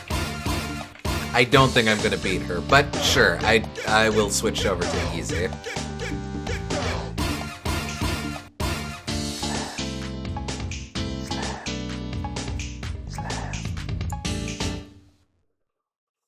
Yeah. Yeah! I lost!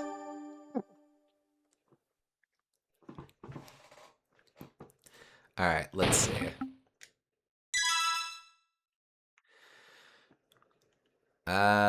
Wait, where am I? Oh, down here. Okay, yeah. We'll switch it to easy. We can ratchet it up to expert, but I think we just do it on easy.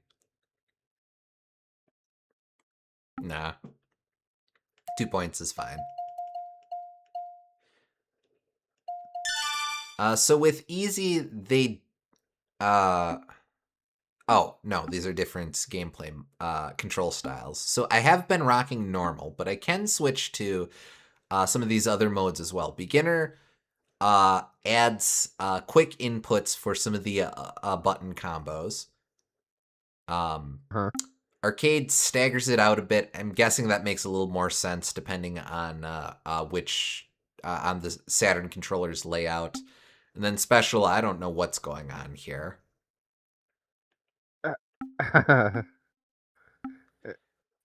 I guess so. If you freak out and push any button besides punch or kick, you'll guard. Pretty much. We'll stick on normal just because with emulation and I'm on a PlayStation controller anyway, it's a little weird trying to figure out each of these guys. But all right, let's see how easy is. Now, Gooms, who am I? Let's do Stern Dad. Okay, Lao Chan. Country, China, age 53. Sex, male, job, cook. Blood type, B, hobby, Chinese poetry. Ugh. Whoa. I'm not sure if I like that smile. Fight 1. Ready, go! Full name Lao Chan, nationality Chinese. Date of birth October 2nd, 1940. Height 5'6" or 169 centimeters. Weight 168 pounds or 76 kilograms. Occupation chef, hobby poetry. Technique Koen Ken. Specialty punches and open hand blows. Though generally considered the cheapest character, wow. Flat out say that in the manual. Lao has an amazing arsenal of moves. Like his daughter Pai, he is one of the game's fastest fighters, and his throws do a great deal of damage. He uses Renkin Tenshin Kyaku to surprise the unwitting. Hi! Does it actually just have a Kyop transcribed there? Yes. Okay.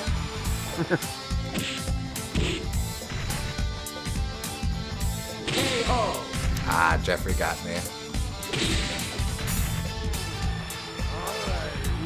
Fight 2.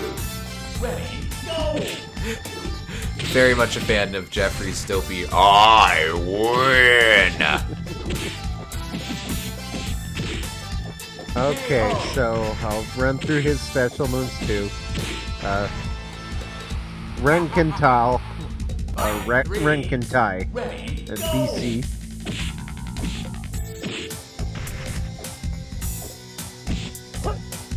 Yep, that's a grapple. I don't know if I've gotten that.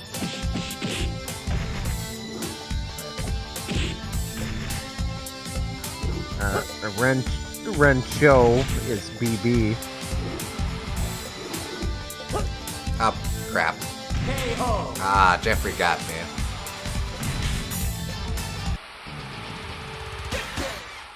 I lose. He is rather sinister. I think canonically Lao Chan actually wins this tournament. So make of that as you will.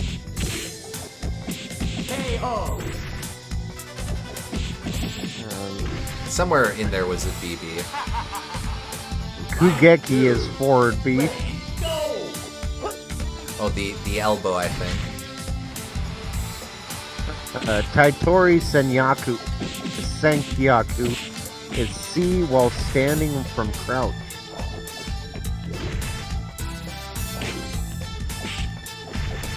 Alright, well, hold on. I need to get into it.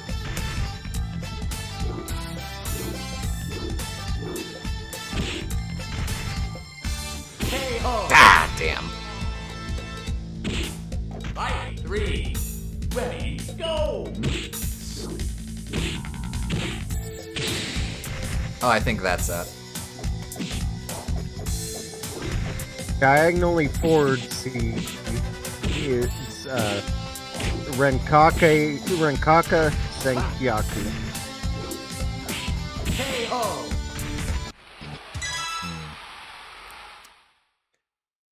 Don't think I have that.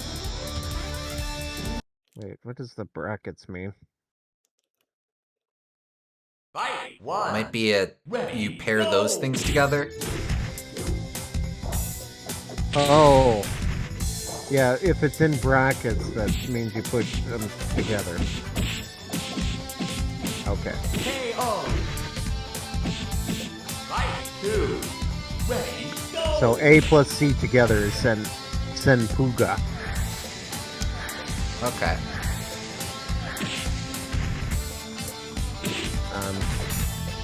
Renkin Tenshin Kyaku is BBBC. So okay. BBBC. KO. Not featured there, but that's okay.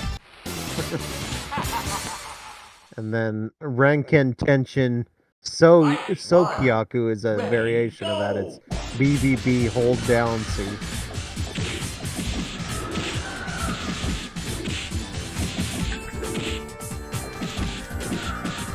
KO. Fight. Two. Ready, go.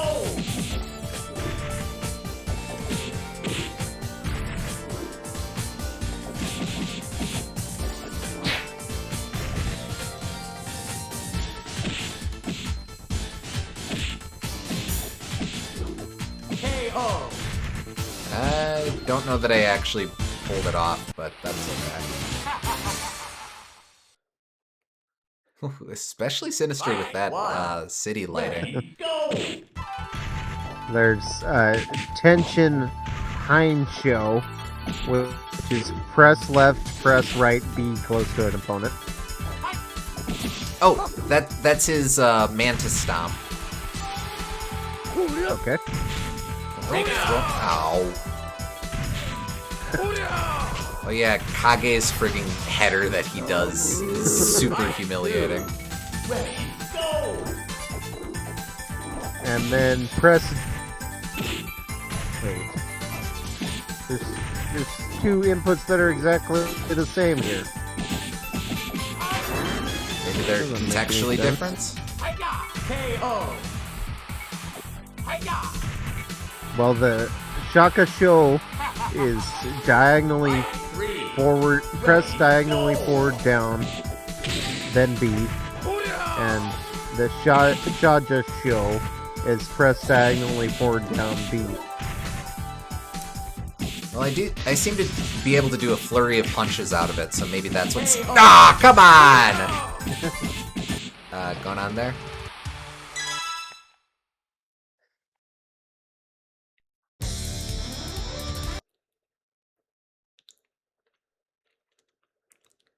Fight. One. Ready, go.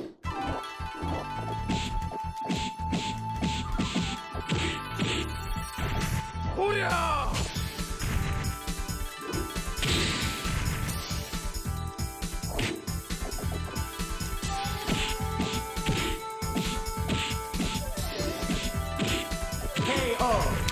It does have two stomp attacks too. Go. The Koso Raisho is press up and then B for a single stomp.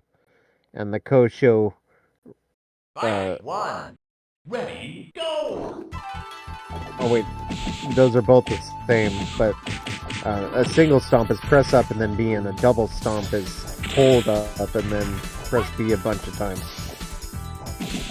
Okay. Oh, come on! Fight. Two. Ready, go. Um,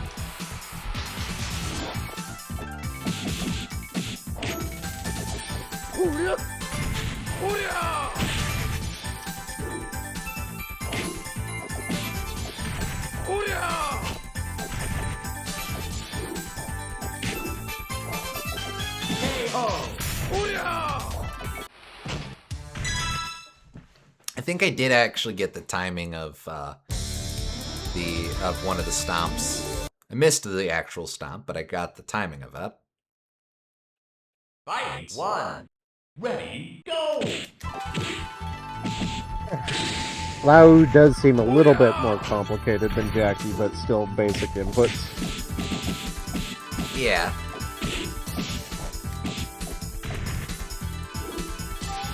KO!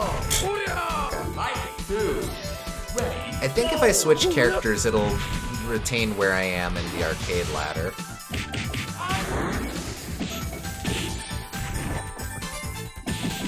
Well, Wolf actually does have a half circle too. KO!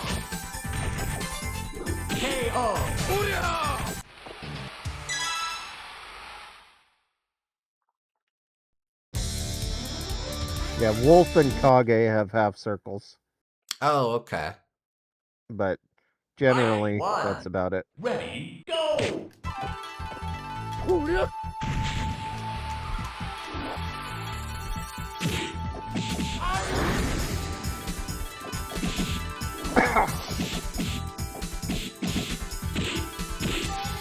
KO! Man. Fight 2. Ready, go! Oh, yeah, that's the other one. Kage can just throw you 10 feet into the air.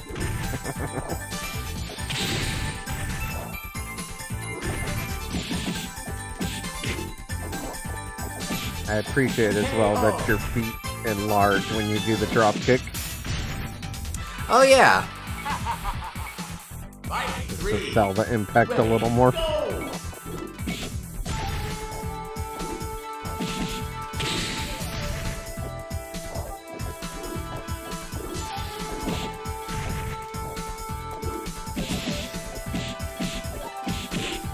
Ring out! Oh, hey, there we go.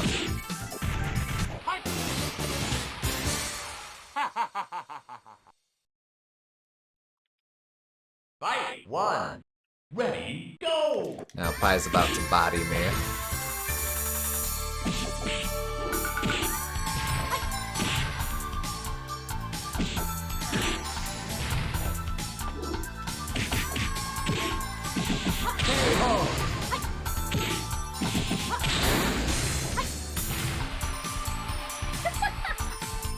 Fight 2.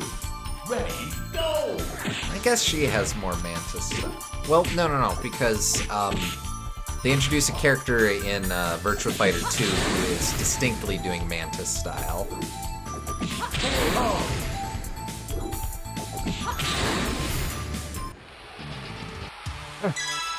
Listen, Karate Kid was a big movie at the time. They had to reference it at some point. Yeah, fair.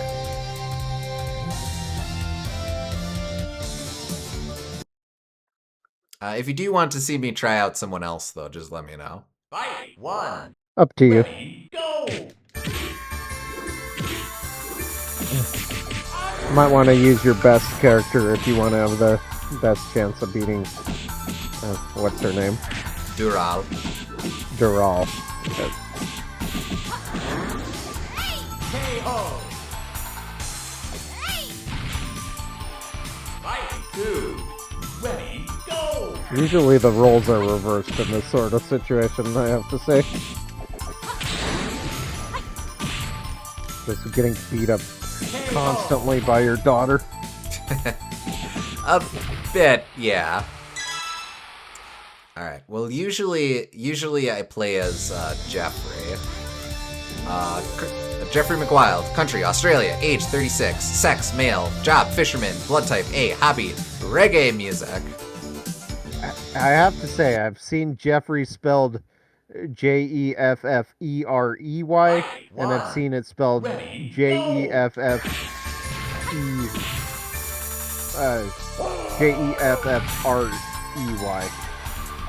But there's always at least one E in there. Never Jeffrey. Or Yes. Jeffrey.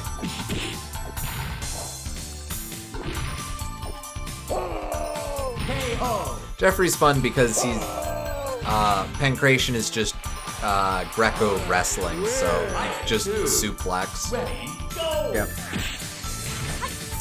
He's also great because in a cast of very ill-defined characters, he is far and away the worst defined character.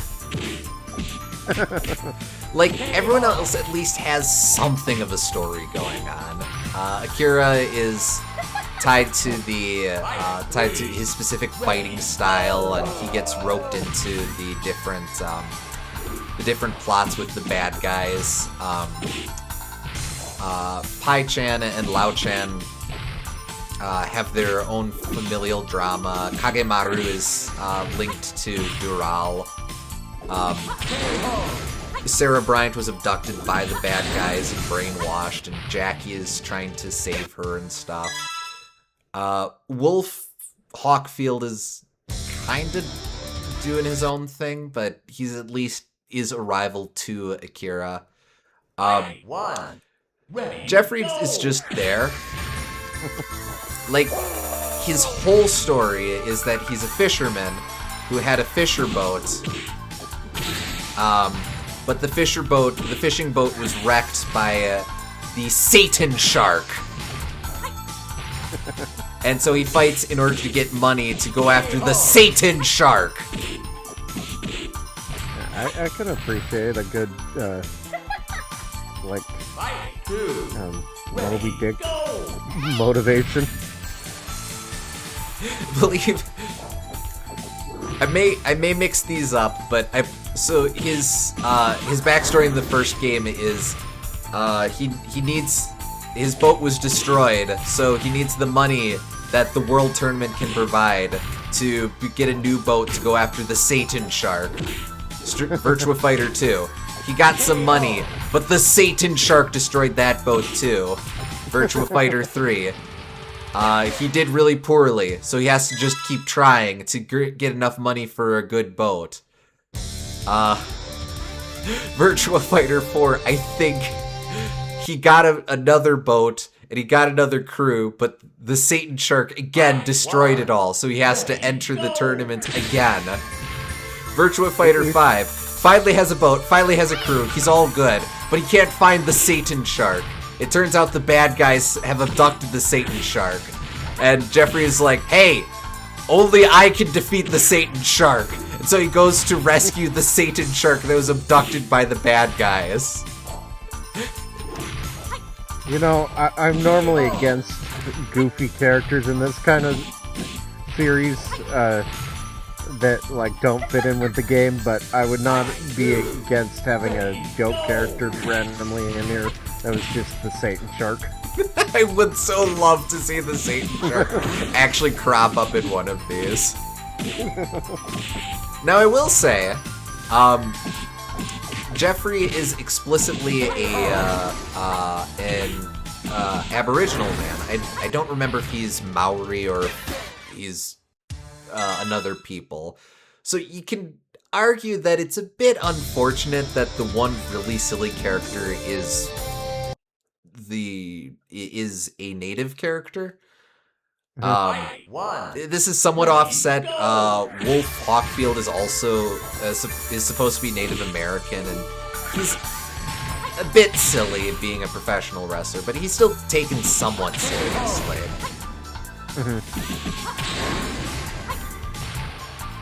I will say, in the manual, they actually spell his name correctly.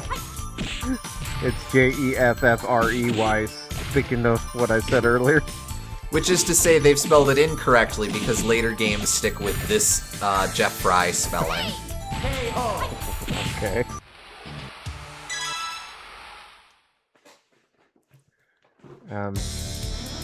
Full name Jeffrey McWild. Nationality Australian. Date of birth February 20th, 1957. Ready, go! Height 6'0", or 183 centimeters. Weight 244 pounds, or 111 kilograms. Occupation fisherman. Hobby reggae music. Technique pancration. Specialty body throws. What Jeffrey lacks in speed, he makes up for in power with single moves that take off a quarter or more of his opponent's health. This gargantuan warrior could also be named the Punisher, as he is unforgiving of his opponent's mistakes. Jeffrey is also the proud possessor of a number of deceptive combos made all the more surprising for his seeming slowness. An arcade favorite. Fight 1. Ready, go!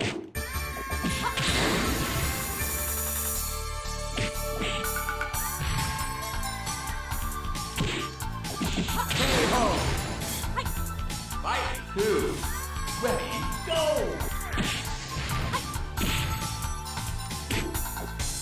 Wow, he has 3 moves that only work when you're close to a crouching opponent. Kind of specific. Well, he is the grappler. I guess so. Oh wait, that's A. KO! Okay.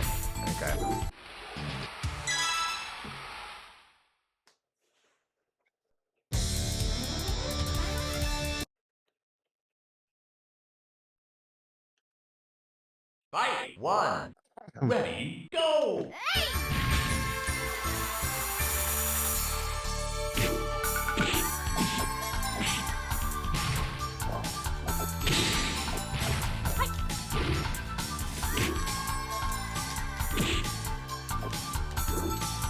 Ring out! I think I chased her away.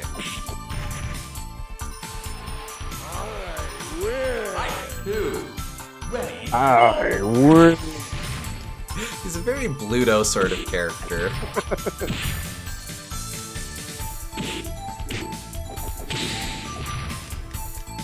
excellent!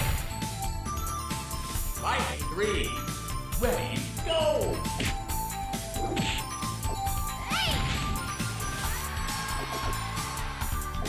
It does feel very blue to write it down to him saying, I win, without moving his mouth at all. Exactly. Ah, man.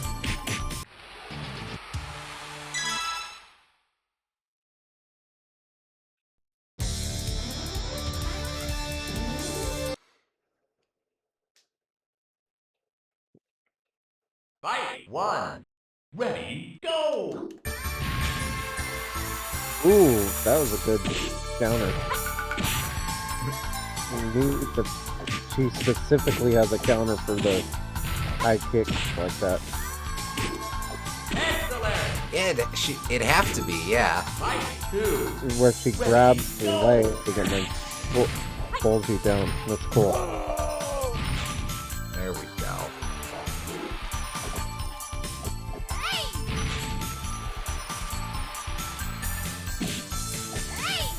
That is very much an upside to these games having consistently small rosters, is that they can Yeah. focus on very specific interactions between characters. Yeah.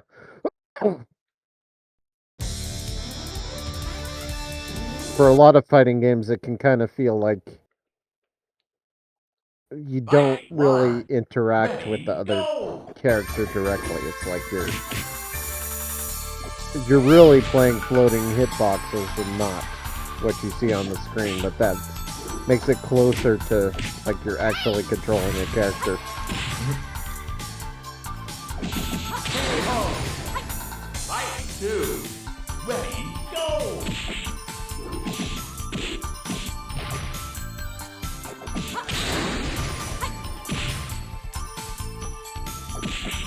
KO!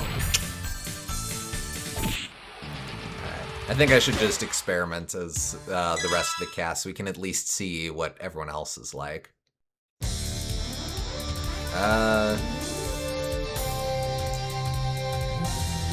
Well, let's work our way up to Akira. We'll mess around with Sarah a little bit. Okay. Sarah Bryant, country, America, age 20, sex, female, job, college student, blood type, AB, hobby, skydiving. Fight 1.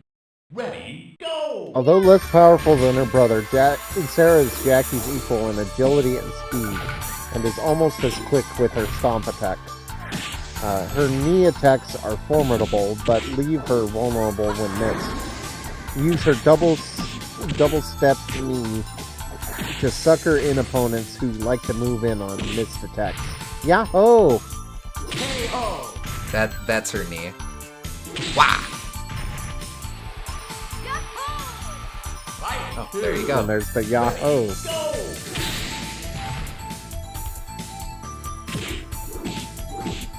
Full name Sarah Bryant, nationality American, date of birth July 4th, 1973. Cute. Height Oh, 5'6" or 168 centimeters. Weight 119 pounds or 54 kilograms. Occupation college student. Hobby skydiving. Ready. Technique Go. Sekendo. Specialty elbow and knee strikes and barrage attacks.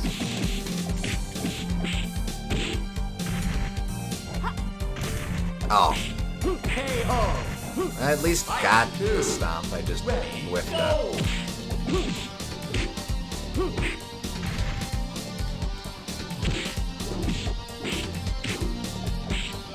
KO. We'll mess around with her a little more. I think I did clear the arcade ladder with her when I first played it, so... Fight She might be one. good if you're Ready. better Go. at mashing buttons instead of mashing directions.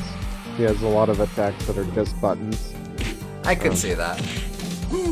Oh, speaking of commands and stuff, so... of course, since you have the manual, you have the instructions, or you have move lists right there. But Yep. I believe when the game was first debuted in arcades, there were no published move guides anywhere. Like, not even in magazines or with the cabinet marquee or anything. KO. Now, granted, I think that was a lot more common back in the day, but I believe there's a big emphasis on that early discovery of what characters were and what their combos were and stuff. Fight one. Ready. Go. Oh.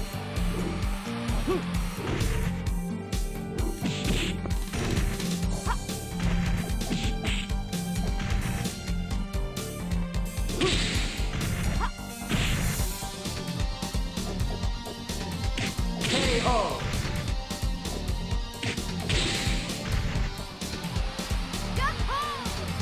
Fight two. Ready. Go. Work levels.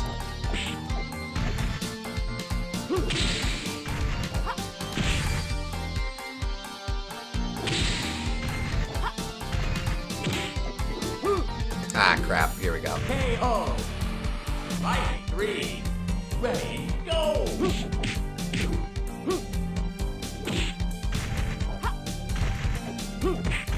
Have you ever beat Duran before?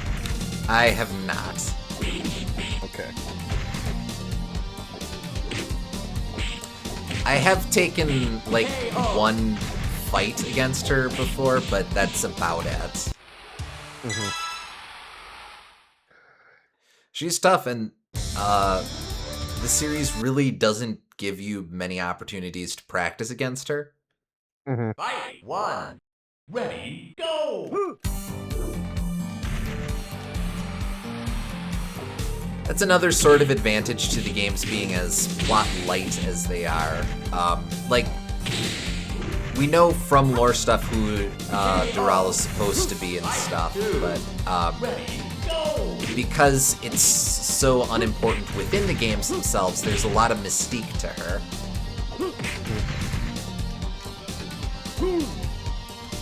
Excellent. Okay. Donk. Alright, let's try someone else. Okay. Might as well keep going. Kagemaru. Country Japan, age 21, sex male, job ninja. Blood type B, hobby mahjong. The narrowed eyes. Fight 1. Ready, Kage is go! probably the most agile of all the fighters, and is a terror to watch when played well.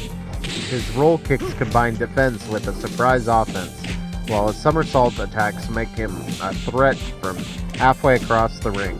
Be careful though, as abusing his Ryu Hisho Hyaku move frequently comes too late to do any damage. Excuse me. Abusing his Ryu Hisho Hyaku move could leave you high and dry outside the ring. Although his stomp attack frequently comes too late to do any damage, it does allow him to get behind opponents for a debilitating Hara Gasumi throw. I think his eyes bulge when he's defeated. Just little pupil eyes. Like, Fight 1. Ready, go!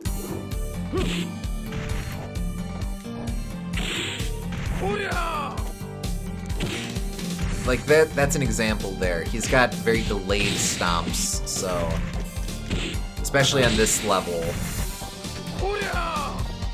it's more a positioning tool than anything.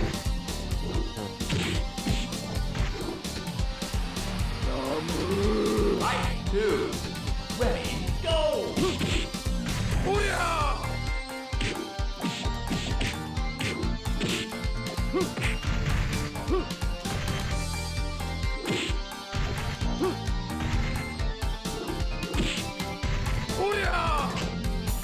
Ow. It does look really painful though, I have to say. KO. Yes. Fight 3. Ready, go! Oh wait, I thought I was grappling him.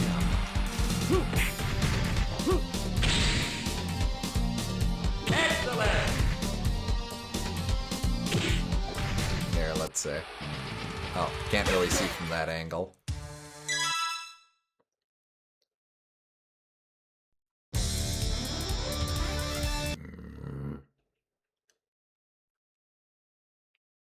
Fight 1.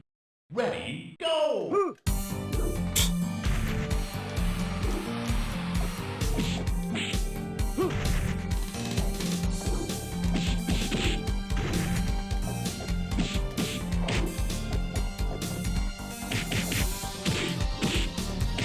KO.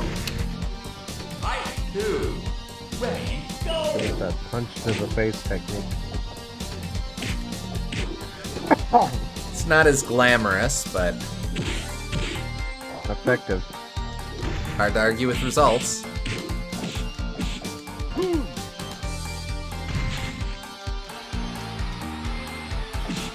KO.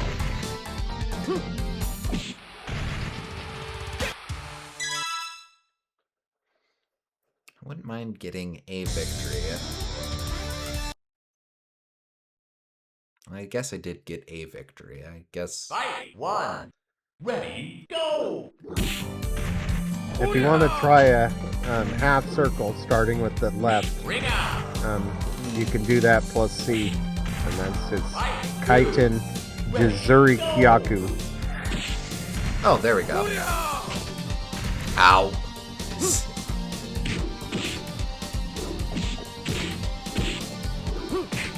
To circle on a D-pad.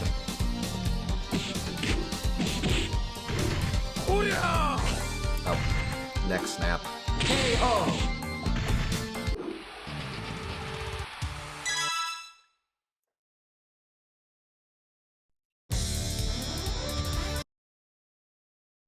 We'll try that one more time. Fight 1. Ready, go!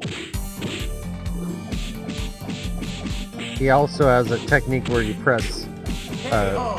forward and then A plus B plus C all together next to an opponent. Okay. Fight 2. Ready, go! Well, no, that was him grabbing me.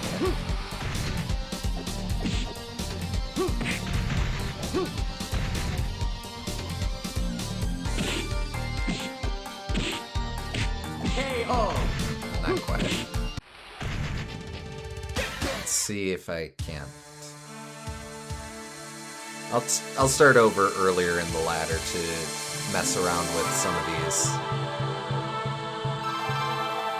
Game over.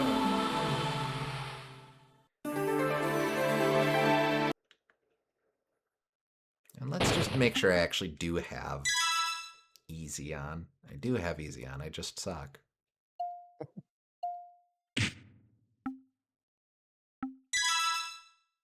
You could try beginner control scheme so that you have access to 6 moves instead of 3 without doing an input. I don't think I can back away from here. Alright, well, next time.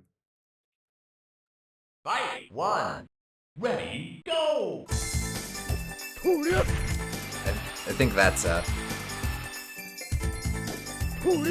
Yeah, that's it. That's kind of neat.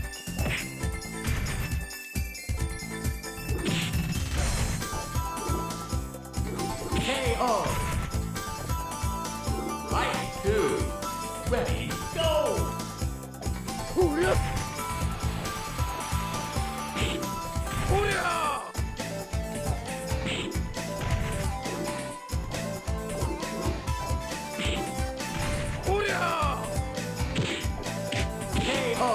That was almost cool.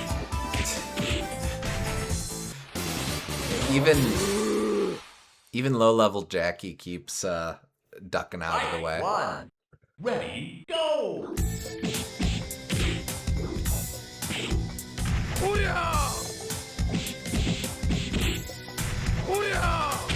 There we go.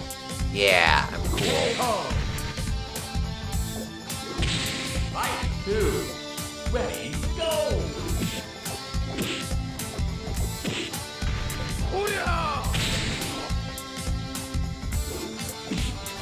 Oh, wait, let's see.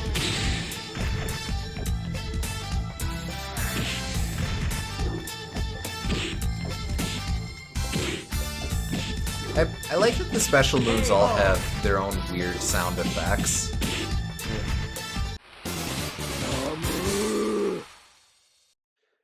It's a nice, unobtrusive way Fight of 1. telling me that I actually did the thing. Ow, Dad.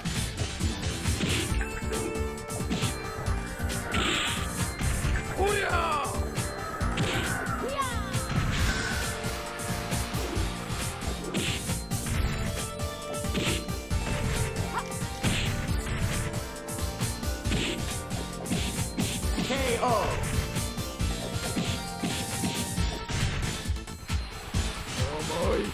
Fight 2. Ready, go!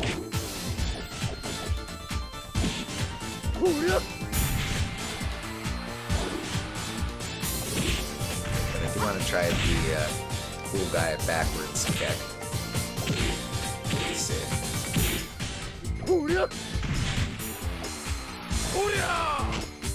Ow, Dad.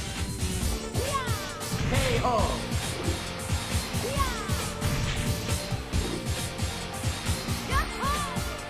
Fight 3. Ready, go!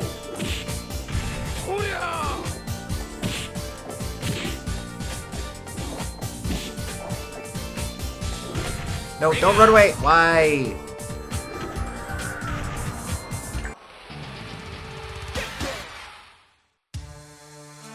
Alright, let's try someone else. Do you think you fell off a building there? Yes, I do, and I think it hurt quite a lot. Wolf Hawkfield, country, Canada, age 27, sex, male, job, wrestler, blood type, hobby, karaoke. A human juggernaut, Wolf is a power player's character. True to his wrestling background, Wolf moves with a slow but relentless brutality. Uses rushing moves, the axe, lariat, and shoulder rush with caution. If your opponent blocks slow, you could go flying off the edge of the ring. Wolf's giant swing, though difficult to pull off, is a joy to behold. Use it while standing near, but facing away from, the edge of the ring to give your opponent the bum's rush. Never heard that as possessive. I've heard of Bum Rush, but not The Bum's Rush. It is the rush of the bum. KO. Oh! I played too dongerous. Fight 3. Full name Wolf Hawkfield, nationality Canadian, February 8th, 1966, 5'11" or 180 centimeters, 220 pounds or 100 kilograms, pro wrestler, karaoke, pro wrestling. So his hobbies, karaoke, his technique is pro wrestling, and his specialty is charges and body throws. KO. I want to mess around with him a little more. He also has the half circle, so same input as Kage. It's half circle C, Half circle B. Fight 1. half circle B. Okay. Ready, go. No, actually Kage was C, but he's B. Okay.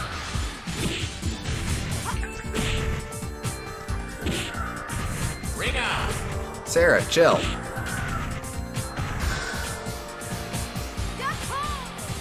Fight 2.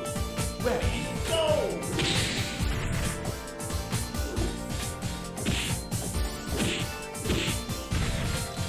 It's the giant swing, and it needs to be close to opponent when you use it. Oh, okay. That's my issue. KO. I'll just punch her shin. Fight 3. Ready, go.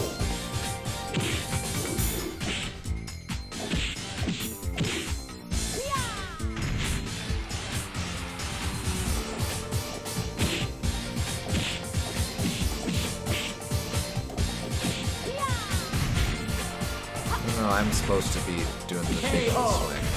Oh well, whatever.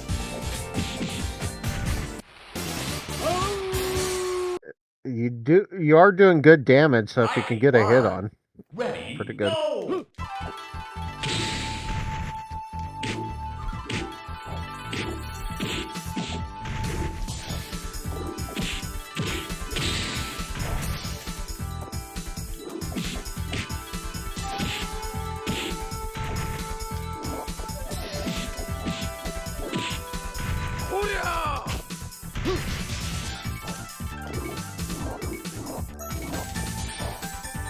What?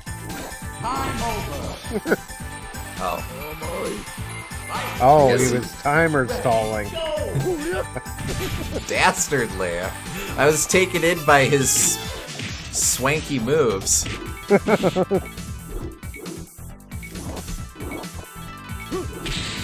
Quit timer stalling, you coward. KO.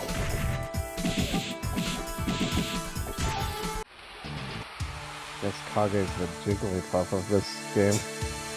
I guess. Okay, I'll start it over again and try styling her Jackie. Game over.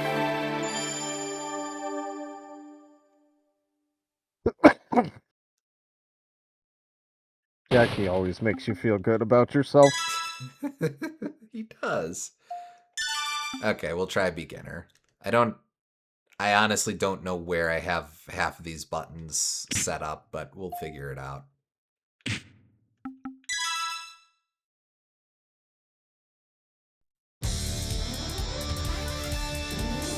Grrr. Fight 1. Ready, go. Oh, that's just a normal punch.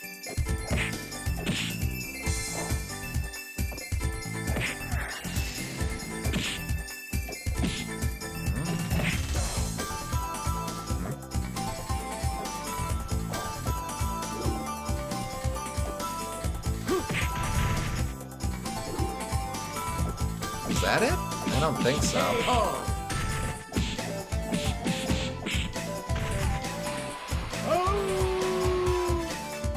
Fight 2. Ready, go.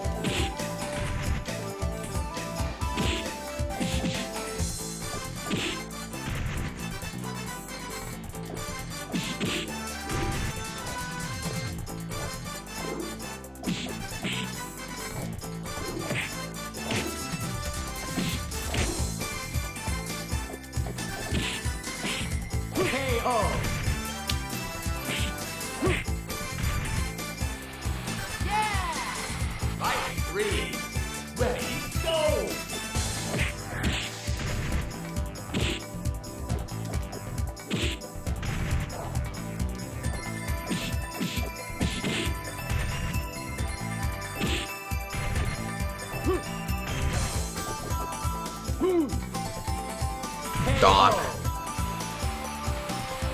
I don't think that was it, but I really wanted to pull that off, so I'm happy. Fight 1.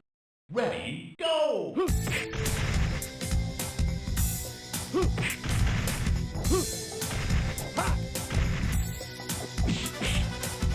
Excellent! Hey, something. You got an excellent. First one this session. Feels like it's been a while, yeah. Ready, go!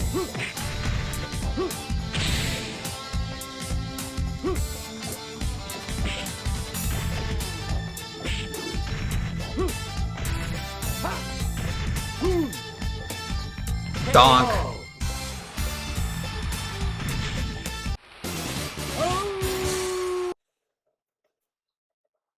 Fight 1. Ready, go!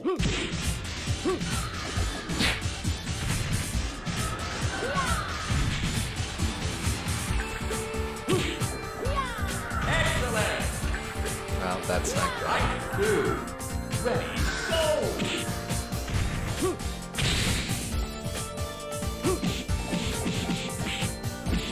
Ring out! Oh, that was a good sequence. Yeah, I'll take that. Fight 3. Ready, Doesn't really go! make sense to have him cheering when he's floating in midair like that. Don't worry about it.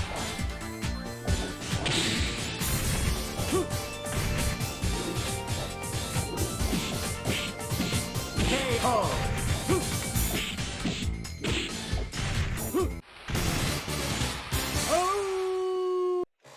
Woo. Fight 1. Ready, go! Oh, right. The other buttons. That's a button. Yeah, I have no idea what I have set up for my other buttons. Oh well.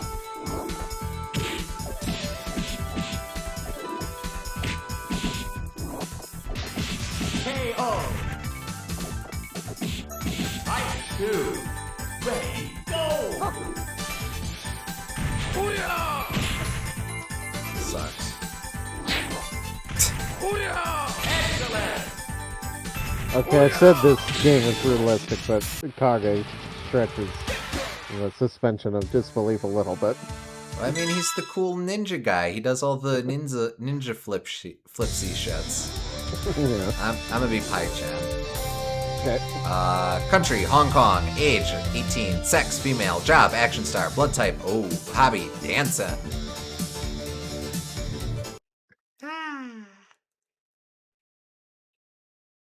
Fight 1. Ready, go!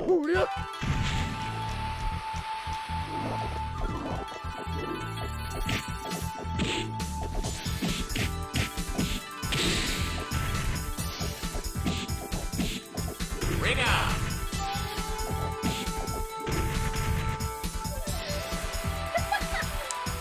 Fight 2. I think it is she is, like Boomgardner said before, far and away the fastest character. Like Soul Calibur's Talon. I think Kage is pretty fast too, but Ring out! Fight 3. Ready, go! Donk.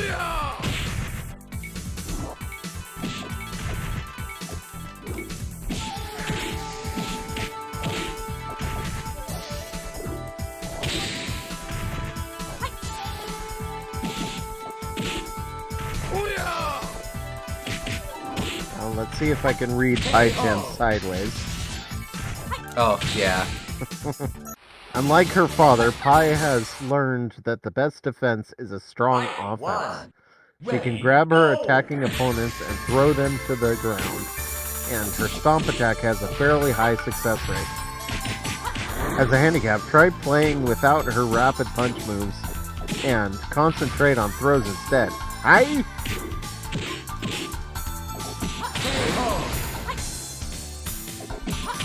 Is it that high, or is it this high? Right, no, that wasn't that high, that was Go!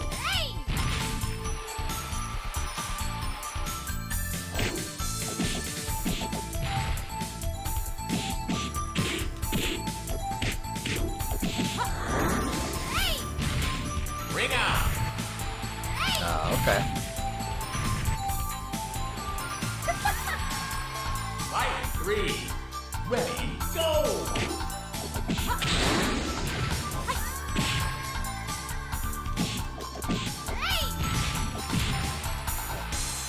I forgot that she has the move where she throws him down and punches him.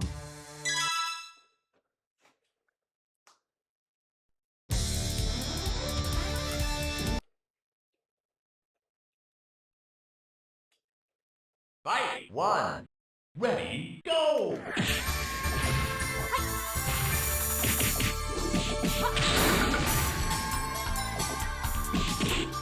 Ring out!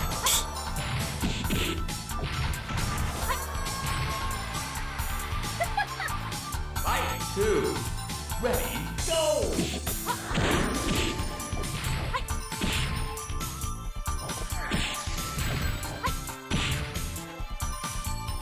KO! Okay, yeah, no.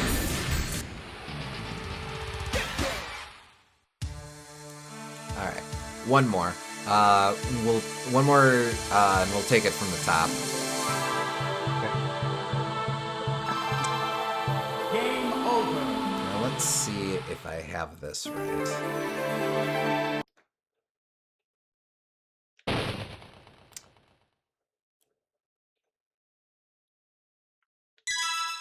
Alright, I believe it's like this.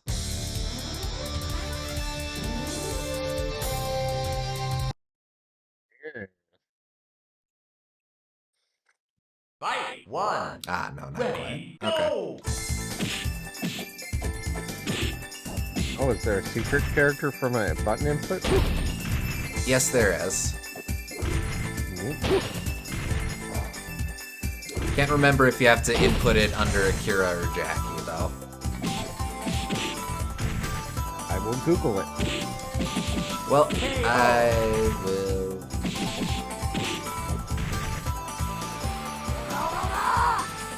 Fight 2. Ready, go!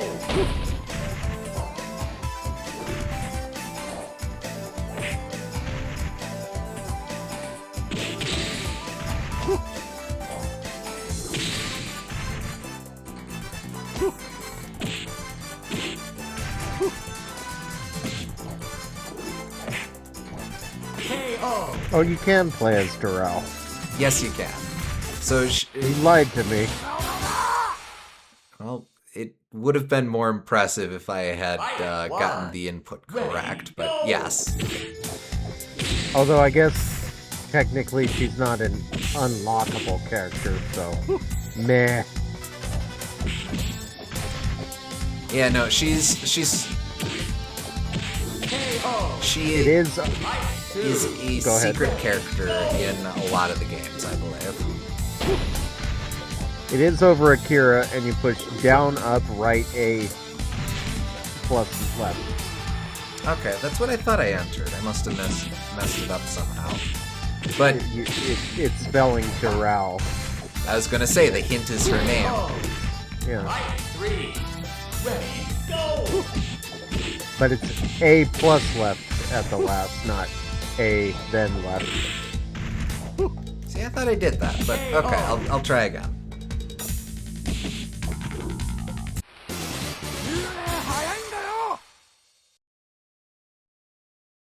Fight 1.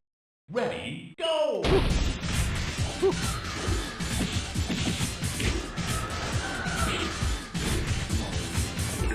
Well, since we're here with Akira anyway, why don't you go over his information?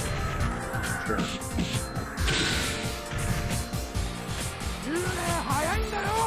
Fight 2. Ready, go!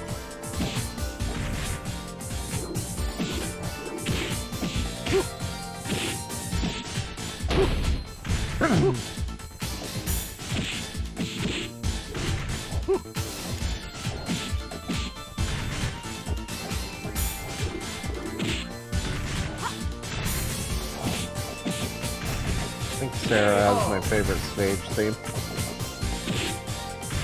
Music or aesthetics? Music. Well, both, but yes. I was saying Fight music. 1. Ready, Okay. go!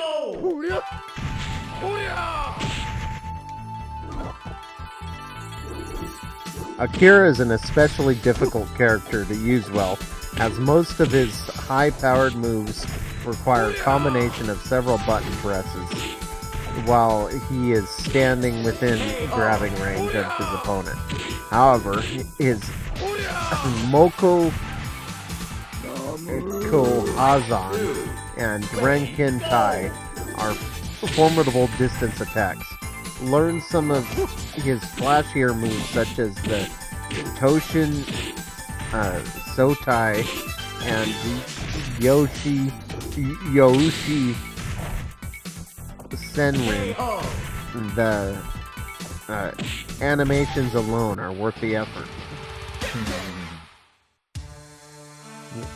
I appreciate this manual for talking about this game in like a third-person kind of perspective. It's interesting. It reads There we like go.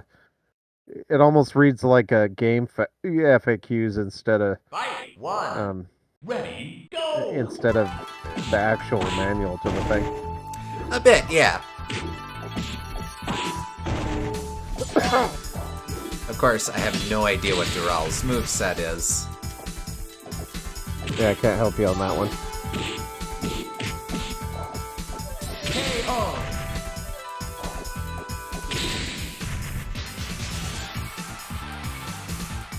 Fight 2.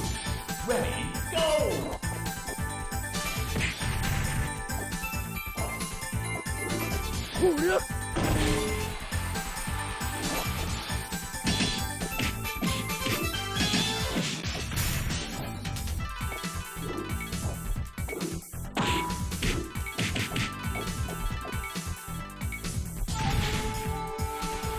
We can Could've been definitely named- see other characters' moves within her moveset. Like, that was clearly Wolf's throw. Fight 3. They could have named her Durball, but it would have been a lot less threatening. Durball? Yeah, and put a B in there for as part of the code. KO! I mean, I guess. Or Dirkball. Fight 1. Ready, go! We're getting dangerously close to Duracell.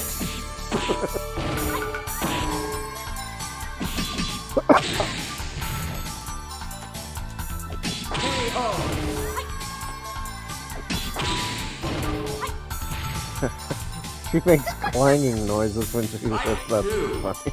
Ready, Well, she is a cyborg. I guess so.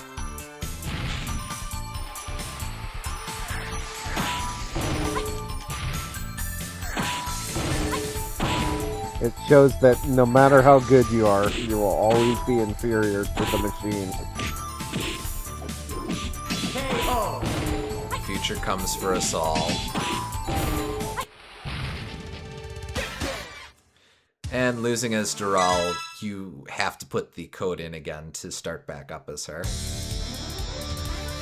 Yeah, makes sense. There we go. Is there any Fight lore 1. behind Dural at all? Ready, go! Yes. So she is Kagemaru's mother.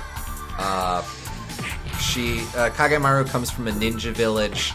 His mother was abducted by the bad guys and transformed into Dural, kind of roboticized.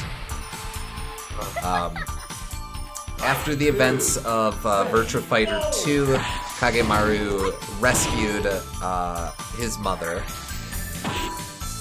but she was the process to corrupt her left her permanently injured or sick. Or I don't quite understand how it works. Basically, she turned back into Dural and ran off. With that. I believe games switch up who Fight exactly one. is Dural in Ready, each go. given game from that point on. In 3, the Dural you see is purely robotic. In 4, the bad guys have abducted a woman named Vanessa Lewis, and from that point on, Dural has taken on Vanessa's identity. Or Vanessa. In 4, Dural is Vanessa. In 5, Vanessa Ready, go! is free, but now Dural is a cyborg specifically based on the physiology of Vanessa. I forget what fighting style Vanessa is supposed to have.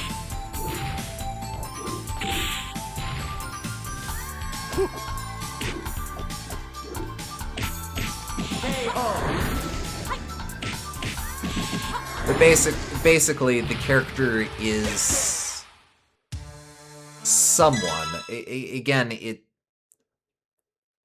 they switch it up, but it's someone relevant, but less an independent intelligence and more a tool of the bad guys.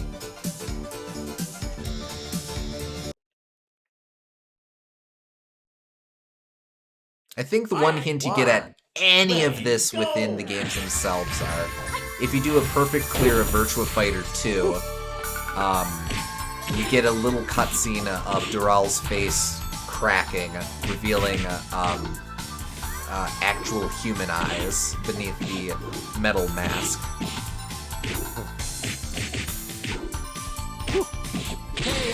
When you say perfect, does that mean not getting hit in any round? That I don't know about. I do know that it has to be on hard difficulty, and you do have to defeat Dural. That would be more reasonable. It also bears mention that in Virtua Fighter 2, they pull a BS move, and Dural is fought in Atlantis. I don't know why Atlantis exists in this world. All I know is that you're underwater and thus move at half speed.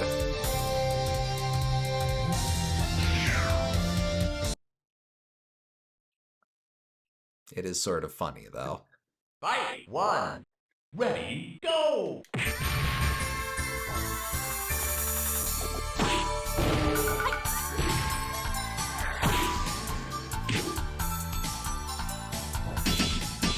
Bring out!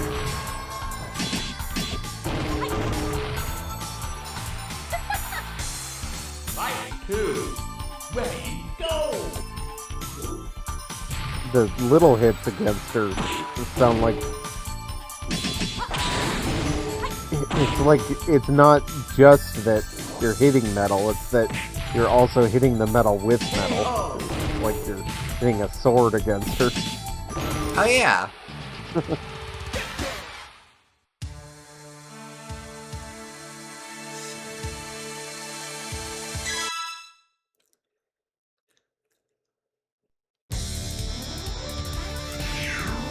There it is.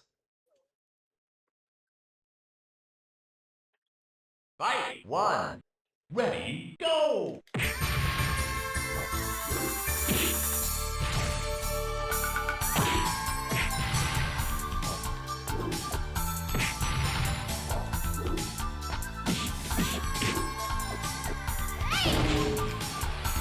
So logically, she wouldn't be able to have every character's moves just because some of them overlap with each other.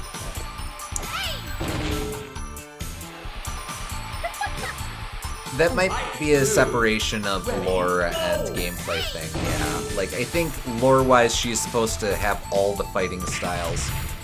Mechanics-wise, it's more that she has, for every input, she has the most optimal move to have in that position.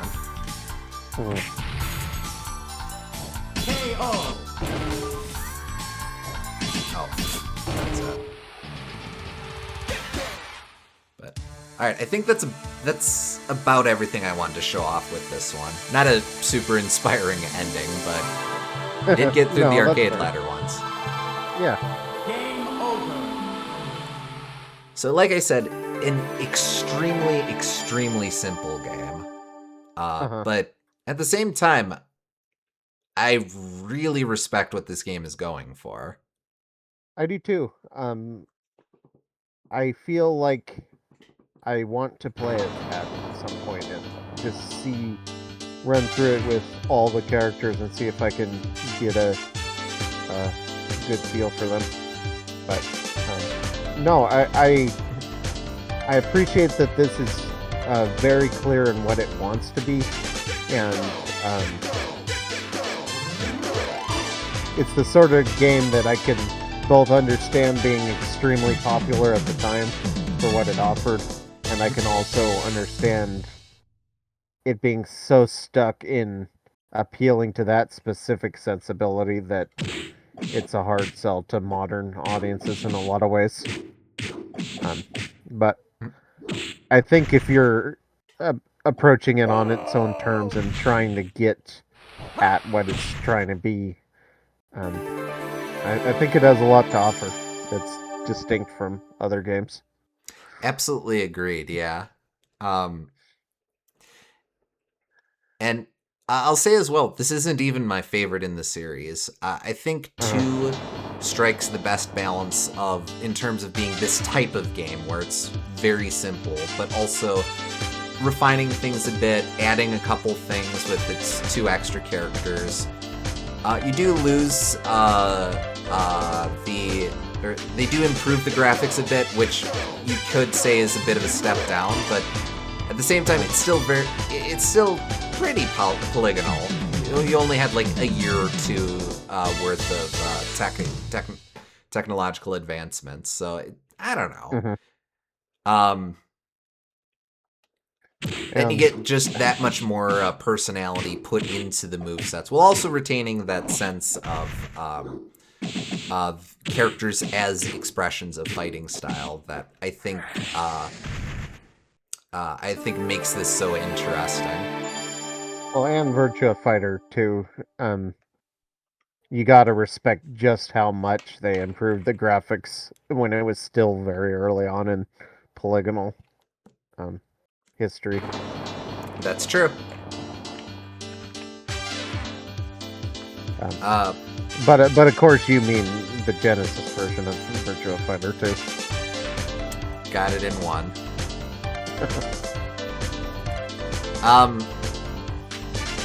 Let me think what else. One other thing worth notes, there were a lot of Virtua Fighter releases for Saturn. In terms of the main games, you had 1, 2, and Virtua Fighter Kids, which was sort of a weird port of 2, where everyone's done up in chibi graphics. I think it's technically a rebalance of 2, but the gimmick is mostly just that everyone looks like a kid. It's weird that they tried to sell off a big head cheat code as its own game. Kinda, yeah. I didn't even think of that, but you're absolutely right. That's largely what it is. In addition to that, you had you had Virtua Fighter Remix, which was an update of this game with improved graphics, and I think the characters are a little rebalanced. And you also had the Virtua Fighter CG Portrait series, which was a series of discs where for every character in Virtua Fighter 2, all 10 main playable characters had their own separate commercial release, where it was a disc and it was just CGI art of the characters. I think I mentioned it during the Christmas Nights playthrough. But yeah, each disc was just artwork of that character. It's wild that something like that could exist in any capacity. But especially for this cast. Like, do we really care about these guys? That being said, one cute thing that they did do with that is if you got all 10 discs and you sent in proof of purchase, Sega would mail you the secret 11th disc that was all CGI art of Doral. Oh, I gotta admit that's a cute bonus. Um, that must be extremely expensive on the secondhand market. Oh God, yes. So basically, um, basically 1/11th of that whole project is rad as shit, and the rest of it is like, good God, seriously. I Yeah. mean, unless you really, really want to have an 480p a picture of Sarah Bryant in a bikini or whatever on the living Sort room TV, which sort okay. sort of reminds me of the original concept for Pokemon where they were going to have 7 different versions, one for each color of the rainbow, but ultimately just ended up on 2.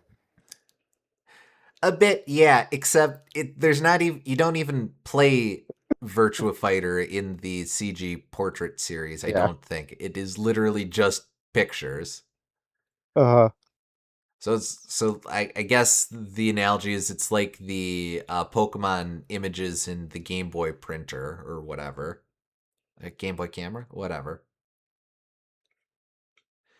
Um what else? Finally, the Virtua Fighter cast appeared in Fighters Mega Mix, which was a crossover sequel to Fighting Vipers, which was a counterpart fighting game that was. I don't remember if Yu Suzuki directed that one as well.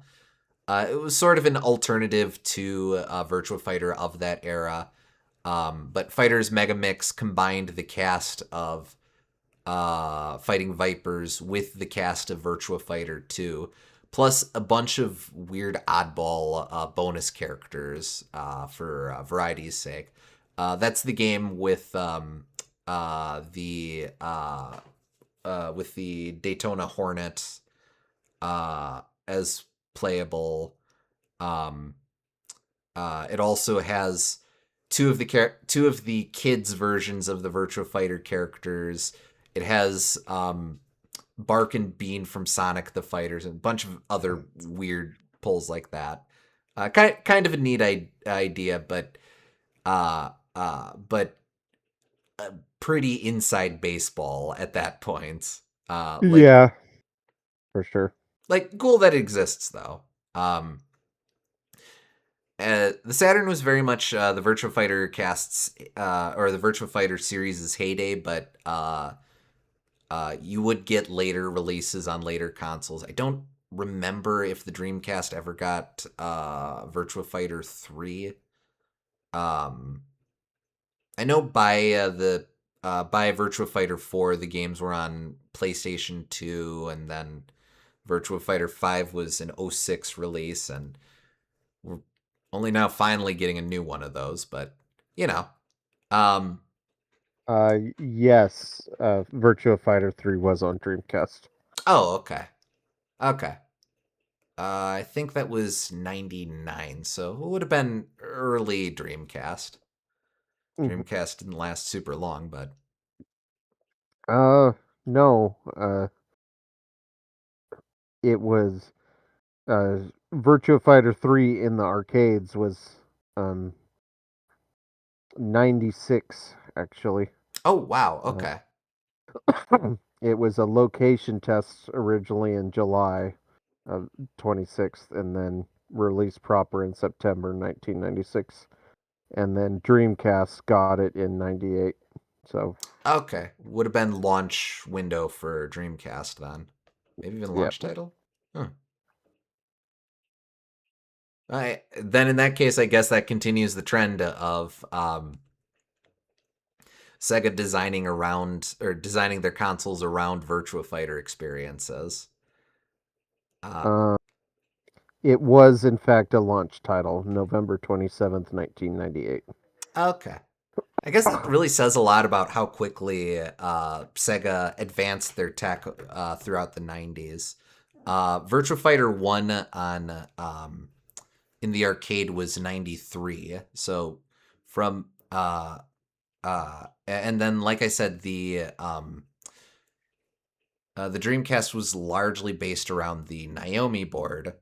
I forget if Virtua Fighter 3 ran on the Model 3 or the Naomi board itself, but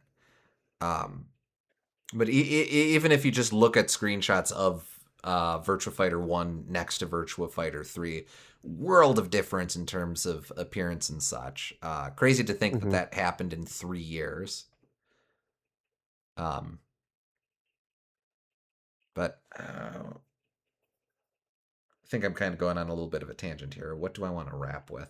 Basically, in terms of our Saturn series retrospective, to bring it back around, again, the Saturn was developed as a machine that could play Virtua Fighter at home. To bring the arcade experience of Virtua Fighter to a home console.